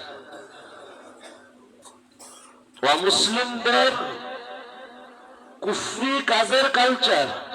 আজকেরা মুসলমান, তাদের ঈদ আর একজন অমুসলিমের ঈদ কোনদিন এক হয়? আচ্ছা বলেন তো, আনন্দের সময় স্বাভাবিক গতি, মানসিক গতি কি হওয়া উচিত? যাকে আমি সব থেকে বেশি ভালোবাসি, আমার আনন্দের সময় তাকে আমি পেতে চাই না? এটাই তো স্বাভাবিক। আনন্দের সময় মানুষ কাকে পেতে চায়? সব থেকে কাছের মানুষকে। বলেন তো, একজন মুসলমানের জীবনের সব থেকে কাছের মানুষকে? এর থেকে কাছের কেউ হতে পারে? এজন্যই যে 2 ঈদ পুরা শরীরকে কান বানায়। শোনেন, যে মুসলমান 2 ঈদে, ইসলামের রাত আগে না দিন আগে? রাত আগে। সেই আনন্দের প্রথম মুহূর্ত অর্থাৎ দোনো রাত আল্লাহকে দিবে। আখিরাতের কঠিন সময়ে যখন ভয়ে মানুষের দিল চুপসে যাবে, আল্লাহ তাদের দিলকে তরু তাজা রাখবে। একাকী আল্লাহকে সময় দিয়েছে, তার সব থেকে প্রিয় মাওলাকে সময় দিয়েছে। এরপরে সকালে সম্মিলিত ভাবে ঈদগাহে হাজির হয়েছে। একাকী আল্লাহকে সময় দিল, সম্মিলিত ভাবে আল্লাহকে সময় দিল। এরপরে এসে এবার তুমি আত্মীয় স্বজন, বন্ধু বান্ধব সবাইকে সময় দাও। ঈদের সময়, আনন্দের সময় তুমি সবাইকে কাছে নাও, কাছে যাও, কিন্তু সর্বপ্রথম মুসলমান তার মাওলাকে কাছে চায়। এ হলো মুসলমানের আনন্দ। আর আজকের মুসলমানের আনন্দ হলো যে মাওলা তার জীবনের সব থেকে প্রিয়, সেই মাওলার অবাধ্যতা দিয়ে তার আনন্দের প্রকাশ। মুসলমান আনন্দ প্রকাশ করে আলোকসজ্জা দিয়ে, মুসলমান আনন্দ প্রকাশ করে বাজি ফুটায়, মুসলমান আনন্দ প্রকাশ করে গুনাহের ভিতর দিয়ে। ঈদের সময় ঢাকাতে আমার ধারণা থাকবে, আপনারা দেখছেন রাস্তায় ঈদ মোবারক লেখে না? মাথায় কিছু কি বিবেক নাই?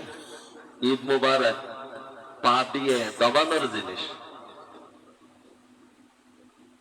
ঈদ মুবারক মুসলমান বিবেক শব্দ, তুমি ঈদ মুবারক কি পা দিয়ে দবানোর জিনিস? তোমার ঐতিহ্য তুমি বোঝো না। মুসলমান তার আনন্দের সময় কিভাবে বাজি ফুটায়, কেমনে আলোকসজ্জা করে, এমন কথা শুনতে আসে ঈদ উপলক্ষে নাকি ছবি হয়। নাউজুবিল্লাহ। আজকের ঈদের দিন, আমার ঈদের আরম্ভটা শুধু বোঝানোর জন্য উদাহরণটা দিচ্ছি। কতটা কমবক্ত নালায়েক যে তার আনন্দের বিসমিল্লাহ হলো তার বাবা মাকে জুতা দিয়ে পিটায় আর ঝাড়ু দিয়ে মারে। এর থেকেও তো খারাপ মুসলমান আমার আনন্দ আমার মাওলার নাফরমানি দিয়ে। বিবেক গেল কোথায়? বিদেশ থেকে আসছে, ওই দিনটা পরিবারে আনন্দের দিন না? এখন ছেলে বাড়িতে ঢুকে যদি প্রথম জুতা হাতে নেয় আর বাপরে একটা মারে আর মারে আর একটা মারে, এই আনন্দের মুহূর্তে সর্বপ্রথম বাপ আর মাকে জুতা দিয়ে মেরে এরপরে বন্ধু বান্ধবের সাথে আনন্দ ফুর্তি করে, এর থেকে নালায়েক কমবক্ত বিবেক শূন্য মানুষ হবে? এ যতটা বিবেক শূন্য, এর থেকে হাজার গুণ বিবেক শূন্য যে ঈদের দিন সর্বপ্রথম সে মাওলার নাফরমানি দিয়ে আরম্ভ করে। ঈদ উপলক্ষে সিনেমা, ঈদ উপলক্ষে ছবি, ঈদ উপলক্ষে গান, ঈদ উপলক্ষে বাজি, ঈদ উপলক্ষে আলোকসজ্জা। মুসলমান তোমার বাবা মাকে আনন্দের দিন সর্বপ্রথম জুতা দিয়ে পিটানোর থেকেও তো খারাপ কাজ করলে। মনে রাখা, একজন মুসলিমের আনন্দ আর একজন অমুসলিমের আনন্দ কখনো এক গতিতে হতে পারে না। যাই হোক, রমজানের আগে আমাদের পরিস্থিতি সুন্দর হওয়া চাই। বিশেষ করে এই শাবান মাসে নবীজির বিশেষ একটা পরিস্থিতি ছিল, নফল রোজা বাড়াই দেওয়া, যাতে রোজাতে সে শারীরিক ভাবে অভ্যস্ত। রমজানের প্রথম দিন থেকেই রমজানের রোজা তাকে ক্লান্ত করে না, স্বাভাবিক গতিতে প্রথম দিন থেকে রমজান উদ্যমতার সাথে পালন করে, কারণ সে না খেয়ে রোজা রেখে অভ্যস্ত হয়ে গেছে। এটা বড় একটা পরিস্থিতি। আর গুনাহ মুক্ত হওয়া, নেক আমল বাড়ানো মুতলাকান, এগুলি পরিস্থিতির ধারা। রমজান শুরু হলো, রমজান মাসে মুসলমান রমজানকে কিভাবে ব্যবহার করবে? হে আমার প্রিয় ভাইরা, রমজান ব্যবহার করার মূল থিম গত মাসে মনে হয় বলেছিলাম, মৌলিক চারটে কথা, ভিত পর্যায়ে। 1 নম্বর, রমজানের সম্মানে নিজেকে পবিত্র রাখা, দৃষ্টি পবিত্র, শ্রবণ পবিত্র, মন পবিত্র, চিন্তা পবিত্র, উপার্জন পবিত্র, সম্পর্ক পবিত্র, সব কিছুতে পবিত্র। এ হইতেছে সব থেকে গুরুত্বপূর্ণ 1 নম্বর। 2 নম্বর, মানে পুরো রমজানে আমি এক মুহূর্তের জন্য যেন অপবিত্র না হয়, আমার দৃষ্টি অপবিত্র না হয়, শ্রবণ অপবিত্র না হয়, আমার চিন্তা অপবিত্র না হয়, মন অপবিত্র না হয়, উপার্জন অপবিত্র না হয়, সম্পর্ক অপবিত্র না হয়, সব কিছুতে আমি যেন পরিপূর্ণ পবিত্র। মনে রাখা, বরকত পাওয়ার বিবেচনায় পবিত্রতার কোনো জুড়ি নাই। বলেন, বরকত পাওয়ার বিবেচনায় পবিত্রতার কোনো জুড়ি নাই। একজন মানুষ দৈনিক লক্ষবার আল্লাহ আল্লাহ বলবে আর জবান দিয়ে মিথ্যা গীবতে সমান তালে চালাবে, আর একজন জবান পবিত্র রেখে 2-10 বার আল্লাহ আল্লাহ জিকির করবে, লক্ষবার জিকির করনে ওয়ালাকেও টপকায় যাবে। দৈনিক 1 খতম কোরআন তেলাওয়াত করে আবার সমান তালে জবান দিয়ে মিথ্যা গীবত করে, এর থেকে জবান পবিত্র রেখে মাত্র আধা পারা তেলাওয়াত করে দৈনিক খতম করা মানুষকেও টপকায় চলে যাবে। তো বলেন, পবিত্রতা বরকত পাওয়ার বিবেচনায় পবিত্রতার কোনো জুড়ি নাই। 2 নম্বর, পবিত্রতাকে 1 নম্বর ধরে রেখে আমলকে কোয়ালিটি থেকে কোয়ালিটি পূর্ণ করা, গুণে মানে পরিপূর্ণ করা। আল্লাহর কাছে আমলের সংখ্যা দেখা হয় না, আমলের কোয়ালিটি দেখা হয়। আমলের কোয়ালিটি আসে কেমনে? ইখলাসে, সুন্নতে, খুশু খুজুতে।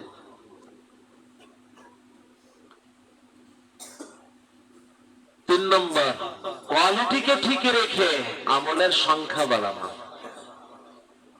তিলাওয়াত বাড়ান, ইস্তিগফার বাড়ান, দুরূদ বাড়ান, তিলাওয়াত বাড়ান, নফল নামাজ বাড়ান, দোয়া তাসবিহাত বাড়ান। কোয়ালিটিকে ঠিক রেখে আমলের সংখ্যা বাড়ানো। 4 নম্বর, বাড়ানোর মধ্যে খেয়াল রাখা আমার শারীরিক অবস্থার সাথে মানানসই বাড়ানো। এমন না হয় যে একদিন এতটা করলাম যে পরে 1 সপ্তাহ কিছুই আর করার মতন শরীর রইল না। মনে রাখা, সবলের জন্যও যেমন আল্লাহ, দুর্বলের জন্যও তেমনই আল্লাহ। এর মানে সবলের মতো আমি পারবো না ঠিক, কিন্তু আমার পারবতাই যতটুক তার মধ্যে অবহেলা করব না। আর 4 নম্বর, সবলদেরকে পড়ব, সবলদের মতো হতে না পারার একটু ব্যথা অন্তরে রাখবো। লাভ কি হবে? আমি অনেক আমল না করেও অন্তরে একটু ব্যথা রাখার দরুন আল্লাহ আখিরাতে অনেক কর্নেওয়ালাদের মর্যাদায় আমাকে কবুল করবে। হাদিসে আসছে, নবীজি যখন তাবুক যুদ্ধ থেকে ফিরতেছেন, লম্বা সফর, ইসলামের একদিকে বদর যুদ্ধ সব থেকে গুরুত্বপূর্ণ, প্রথম, সীমিত, কিচ্ছু নাই সাথে, আর দ্বিতীয় হলো এই তাবুক যুদ্ধ, যেটা নবীজির শেষ যুদ্ধ। ওটা ছিল প্রথম, এটা হলো শেষ। 1 মাস লাগাতার সফর করে এত দূরত্বের যুদ্ধ। আর আরো অনেক বিচার বিশ্লেষণে এটা অনেক গুরুত্ব।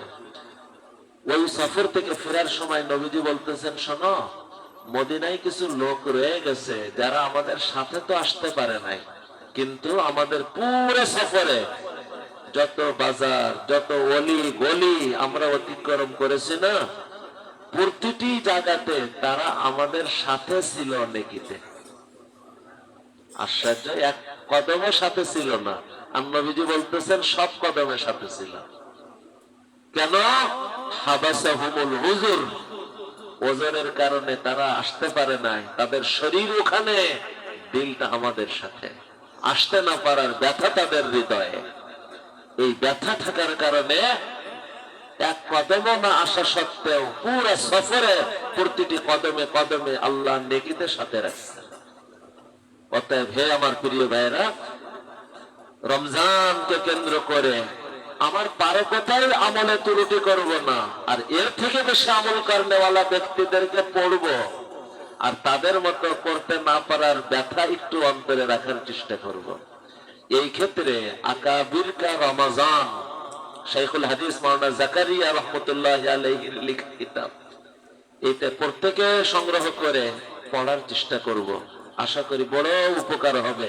বড়দের রমজান, বড়দের রমজান। মূল কিতাবের নাম হলো আকাবিরকা রমাজান, বাংলা অনুবাদও হয়েছে নাম কি রাখছে জানি না, হয়তো বড়দের রমজান কিনা বাইরে আশপাশে কোনো নাম হবে। ও বাংলা নাম আকাবির কা রমজান, তাহলে তো ভালোই হইল। তো এই কিতাব সংগ্রহ করার মতো উনারই লেখা আর একটা, এই দুইটা কিতাব প্রত্যেকে সংগ্রহ করার চেষ্টা করেন। একটা হলো আকাবির কা রমাজান, আকাবিরদের রমজান, আর একটা হলো আকাবির কা তাকওয়া, বড়দের আকাবিরদের তাকওয়া, পবিত্র জীবন। ওখানে তাকওয়া এবং তাওয়াজু এই দুইটা পয়েন্ট নিয়ে উনি কিছু আলোচনা করছেন, চমৎকার চমৎকার আলোচনা। তো এই চারটে কথা হইতেছে রমজানকে কেন্দ্র করে না, পুরা জিন্দেগিকে কেন্দ্র করে মূল থিম পর্যায়ের কথা। এখন পবিত্র সমস্ত গুনার আলোচনা ওর সাথে আসবে, গুনার থেকে পবিত্র নেক আমল, নানামুখী নেক আমল, বিশেষ করে রমজান মাস নেক আমলের মধ্যে কয়েকটা নেক আমল খুব গুরুত্বের সাথে খেয়াল রাখবো। এক,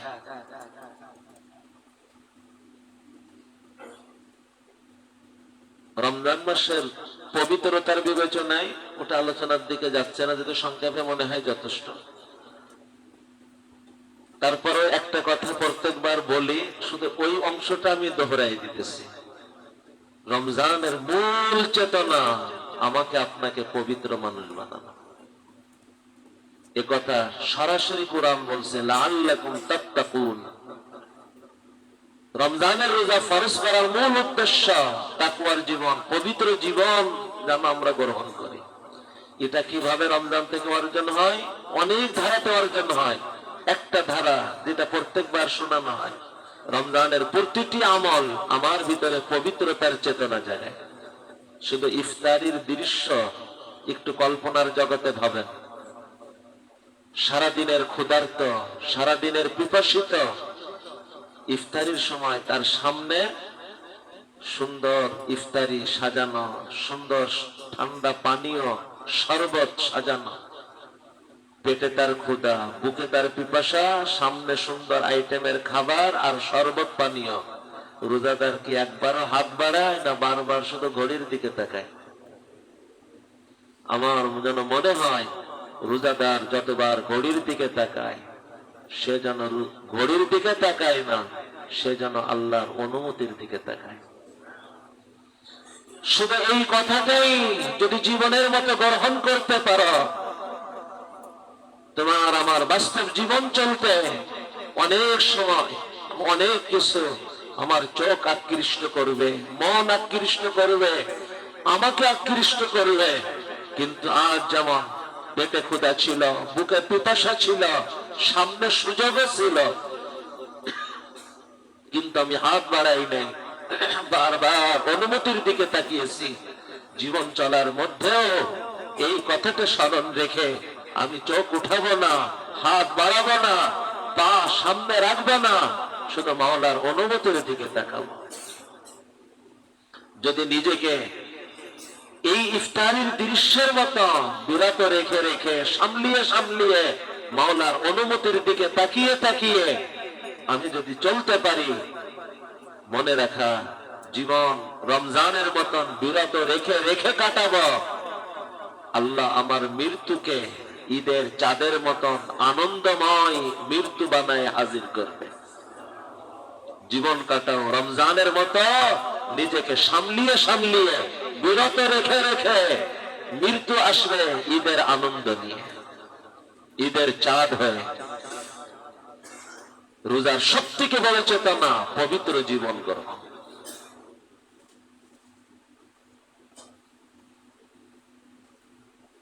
আর আমলের মধ্যে রমজান মাসে বিশেষ করে তারাবি, রোজার পরে সব থেকে গুরুত্বপূর্ণ আমল কি? তারাবি। তারাবি, খতম তারাবি, বুঝেছে? তারাবি, খতম তারাবি। মুসলমান রমজান মাসেও সূরা তারাবি চিন্তা করতে পারে? কোন জায়গায় দ্রুত তারাবি শেষ হয় এটা তলাশ করব না, কোন জায়গায় তারাবি সুন্দর হয় এইটা তলাশ করব। এমনও সংবাদ কানে আসে ওই জায়গায় 5 মিনিট আগে তারাবি শেষ হয়, তো ওখানে যাবে, এমনকি যাওয়া আসায় 10 মিনিট লাগে, তারপরে 5 মিনিট আগে শেষ হবে, তাই ওখানে যাবে, যাওয়া আসায় 10 মিনিট লাগলে না। যেখানে তারাবি সুন্দর আমি সেখানে যাব, চাহে যাওয়া আসায় আমার 5 মিনিট অতিরিক্ত লাগে।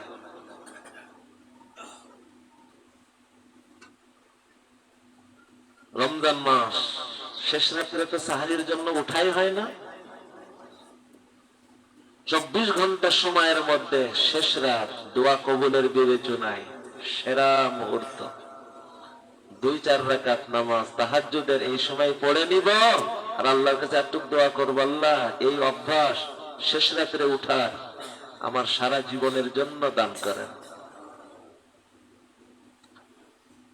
শেষ রাত্র দোয়া কবুল হওয়ার বিবেচনায় 1 নম্বর সময়। যখন অন্য সময় আমি আল্লাহর কাছে চাই, আর শেষ রাত্র হলে আল্লাহ দেওয়ার জন্য ডাকে। অন্য সময় আমি আল্লাহর কাছে চাই, আল্লাহ আমাকে এটা একটু দেন, আর ওই সময় আল্লাহ ডাকে, কার কি প্রয়োজন, আসো। আছে কেউ ক্ষমা চাওয়ার, আমি ক্ষমা দেওয়ার জন্য বসে আছি। আছে কেউ রিজিক নেওয়ার, আসো আমি রিজিক দেওয়ার জন্য অপেক্ষায় আছি। আলা মিন মুস্তাগফিরিন আলা মিন মুস্তারজিকিন আলা কাযা হাত্তা ইয়াতলু আল ফজর। তো শেষ রাত্রের এই সাহারিতে উঠে আবার অনেকে দেরি করে ঘুমায়, সাহারি না খেয়ে চিন্তা করে খাবো না, এই সে ঘুমাই পড়লে। মনে রাখা, সাহারিটা বরকতের খানা, পেট ভরার জন্য না, বরকত নেওয়ার জন্য খেয়ে। রমজান মাস বিশেষ আমলের মধ্যে আর একটা আমল হলো কোরআন তিলাওয়াত।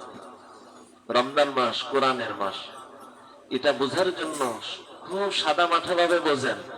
আল্লাহ রমজানের পরিচয় কোরআনে যেখানে দিছে সেখানে কোরআন টেনে আনছে। রমজান মাস যে মাসে কোরআন নাজিল হয়েছে, আর কোরআনের পরিচয় দিতে যে কোরআন আল্লাহ শোনাইতেছেন, কোরআন যা রমজান মাসে নাজিল হয়েছে। মানে কোরআনের পরিচয় দিতে রমজান টেনে আনা হয়, আর রমজানের পরিচয় দিতে কোরআন টেনে আনা হয়। মানে কি, একটা আর একটার সাথে বড় গভীর সম্পর্ক। আল্লাহ তাআলা আমাদেরকে বেশি বেশি কোরআন তেলাওয়াতের তৌফিক দেন। কত সৌভাগ্যবান রমজান মাসে দৈনিক 1 খতম তেলাওয়াত করে।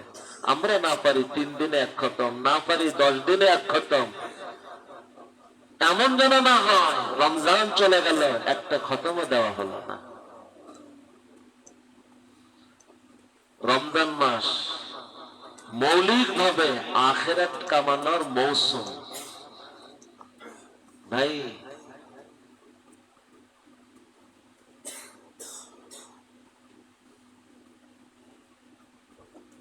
কাপড়ের দোকানদার ঈদের আগ মুহূর্তে যদি তারে কোনো দাওয়াত দেন, পাবেন? হ্যাঁ,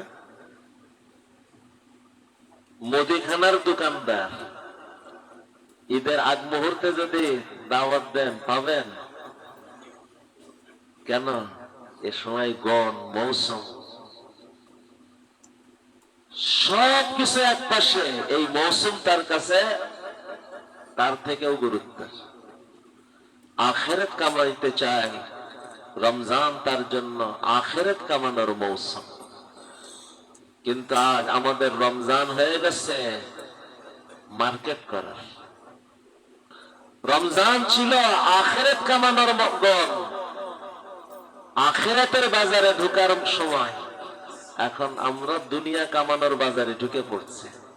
বিশেষ করে আশ্চর্য হলো শেষ দশক মুসলমান এ তো মসজিদে বসে পড়বে ইতিকাফে, আর আজকে শেষ দশক মনে হয় বাজারে মার্কেটে সব থেকে বেশি উপস্থিতি। হে আমার প্রিয় ভাইরা, কেউ যদি ইতিকাফে থাকে না, সে কোনো গুনাহ করে না, ইতিকাফে শুধু খায়, ঘুমায়, পড়ে থাকে, 24 ঘন্টা আল্লাহ তার আমল নামায় নেকি দিতে থাকে। আজকে অনেক জায়গায় আছে এতেকাফে বসার কোনো লোক পায় না। এতেকাফে বসবে কে? যে বুড়ো খুনখুনে কাজ নাই, ওরে ওখানে বসে। আখেরাত ওর বেশি দরকার, আমাদের তো জান্নাত দরকার না, আখেরাত দরকার না। হে আমার প্রিয় ভাইরা, রমজান মাস পুরাটাই যদি পারি তো মুবারক, না পারি শেষ দশকটা এতেকাফ পুরাটা সময়, না পারি কমপক্ষে রাত। সবে কদর না, রমজানের সব থেকে গুরুত্বপূর্ণ রাত, এটা কোন মৌসুমে? শেষ দশকে। তো শেষ দশকে আমি এতেকাফে বসবো, তো ইনশাআল্লাহ সবে কদর তার থেকে ছুটবে না। পুরো সময় যদি না পারি তো কমপক্ষে শুধু দিনে কাজ করব, রাতে এতেকাফ থাকবো, মসজিদে থাকবো। সব রাত না পারি, কমপক্ষে বেজর রাতগুলিতে থাকবো। পারবো না ইনশাআল্লাহ একটু চেষ্টা করতে।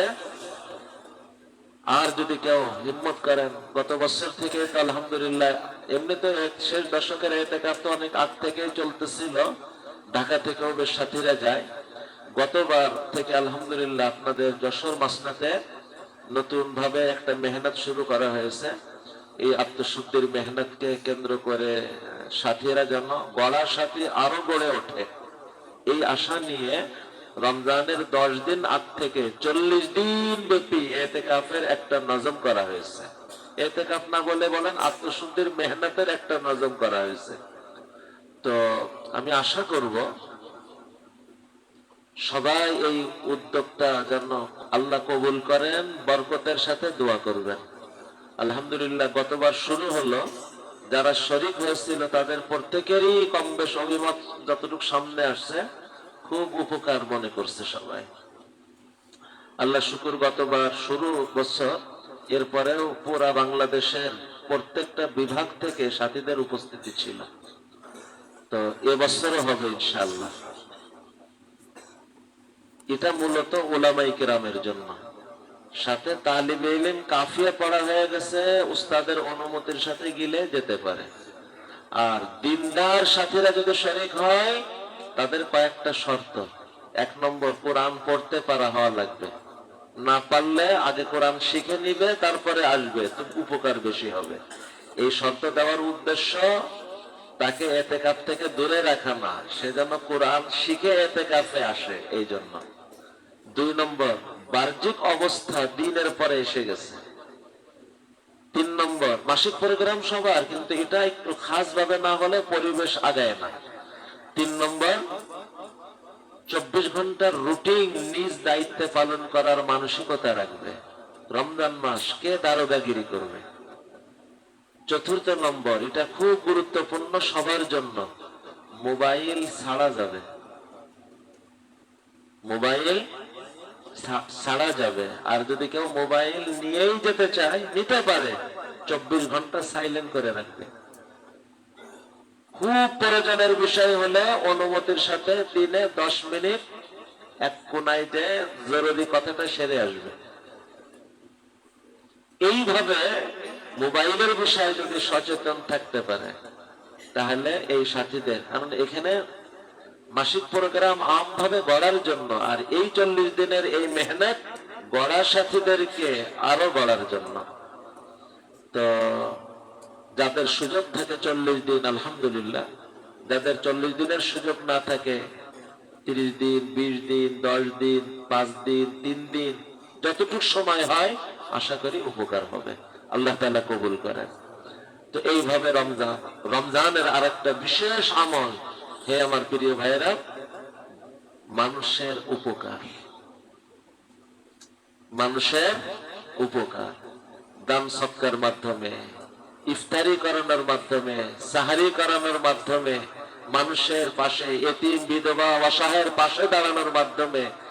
রমজান মাস পরস্পরের পাশে দাঁড়ানোর মাস, এটা নবীজির শব্দ, শাহরুল মুওয়াসাত। তো এইভাবে এগুলো সব কম বেশ আমাদের জানা, এই কথাগুলোকে আমরা খেয়াল রেখে রমজানকে কাটানোর চেষ্টা করব। আল্লাহ আমাদের রমজানকে কবুল করেন। আল্লাহ আমাদের রমজানকে কেন্দ্র করে আসমান থেকে যে রহমত বরকত, আম মাগফিরাত, আম রহমত, জাহান্নাম থেকে আম মুক্তির ফরমান জারি হওয়া, আল্লাহ আমাদেরকে যেন মাহরুম না রাখেন। আল্লাহ আমাদের সবাইকে যেন কবুল করেন। একে অপরের জন্য দোয়া করবেন। বিশেষ করে আমি আজকের কয়েকটা দোয়ার আবেদন আর কয়েকটা জরুরি এলাম।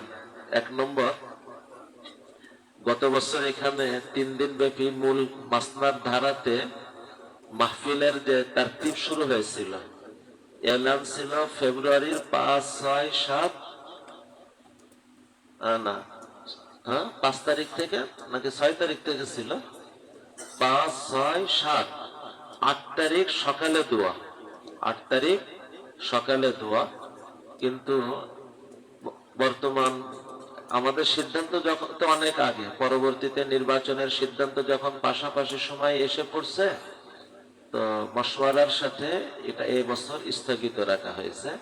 এই মাসিক প্রোগ্রাম এটাই ধরে নেন আর কি, আল্লাহ কবুল করেন।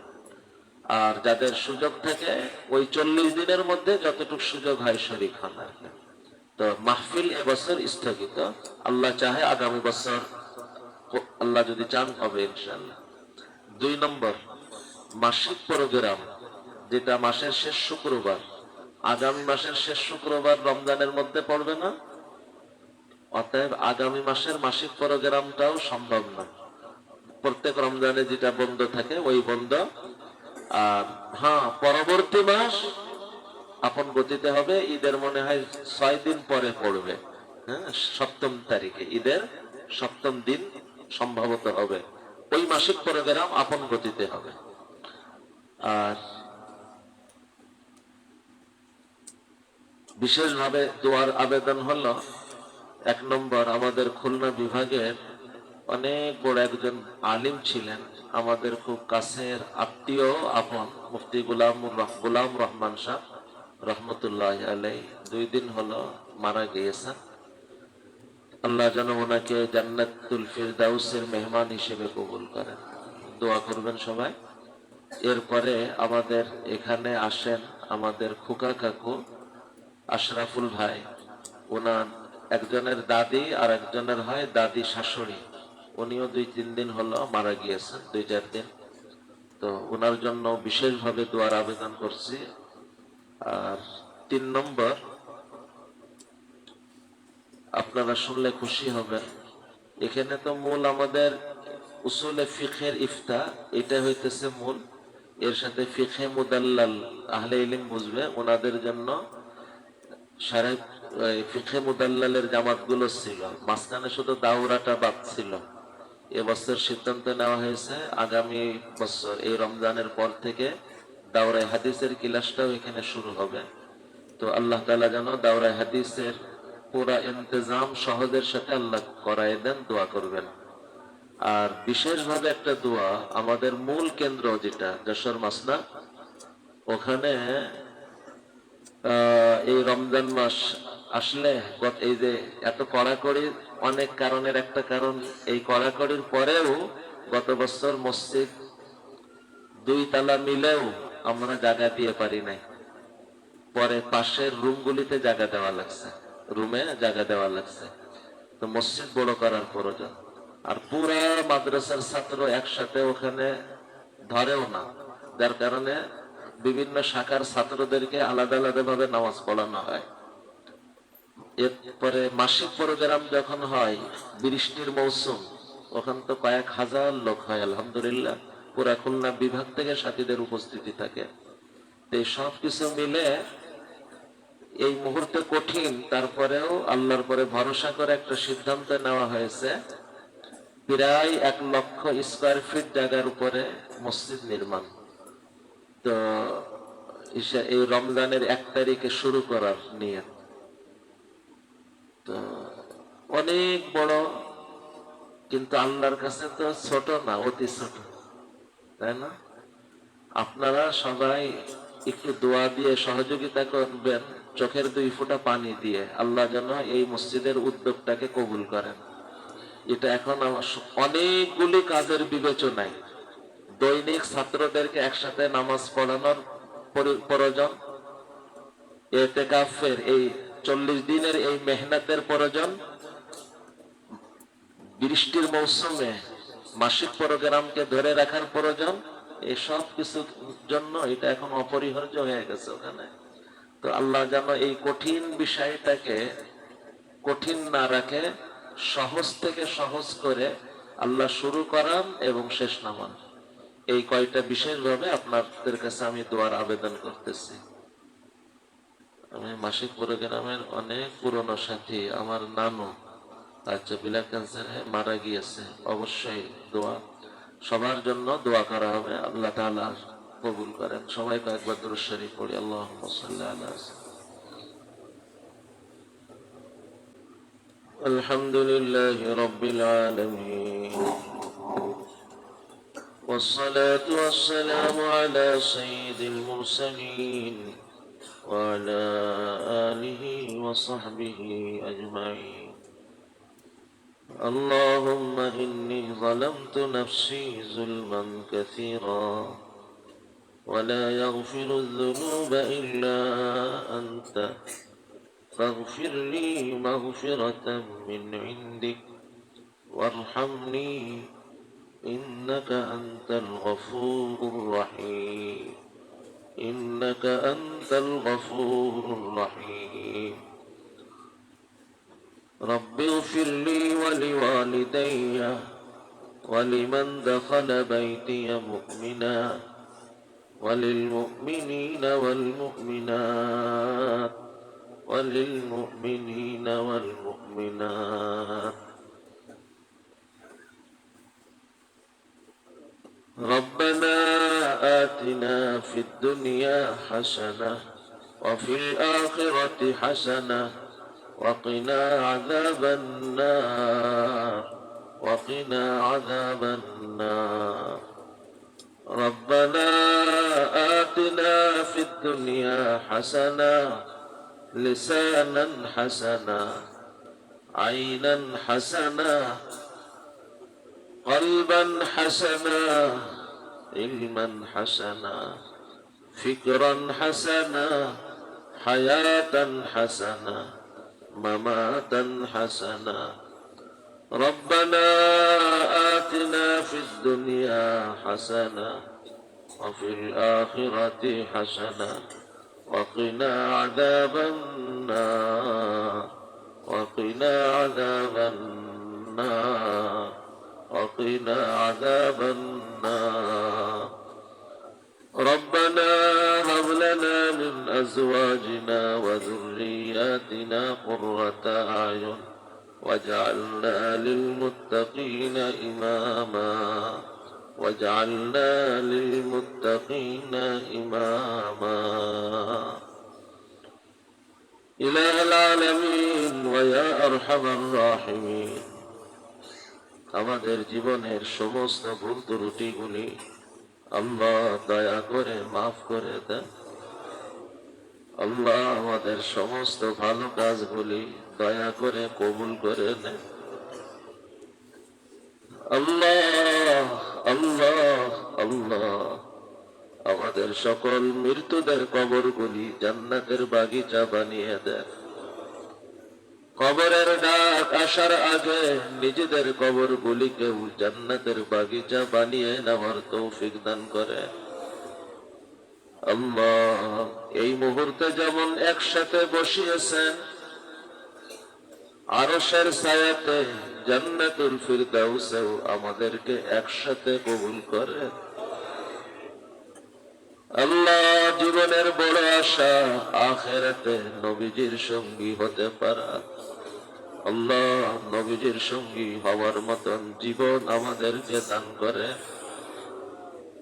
মাওলাই করিম আমাদের ভিতরকে নবীজি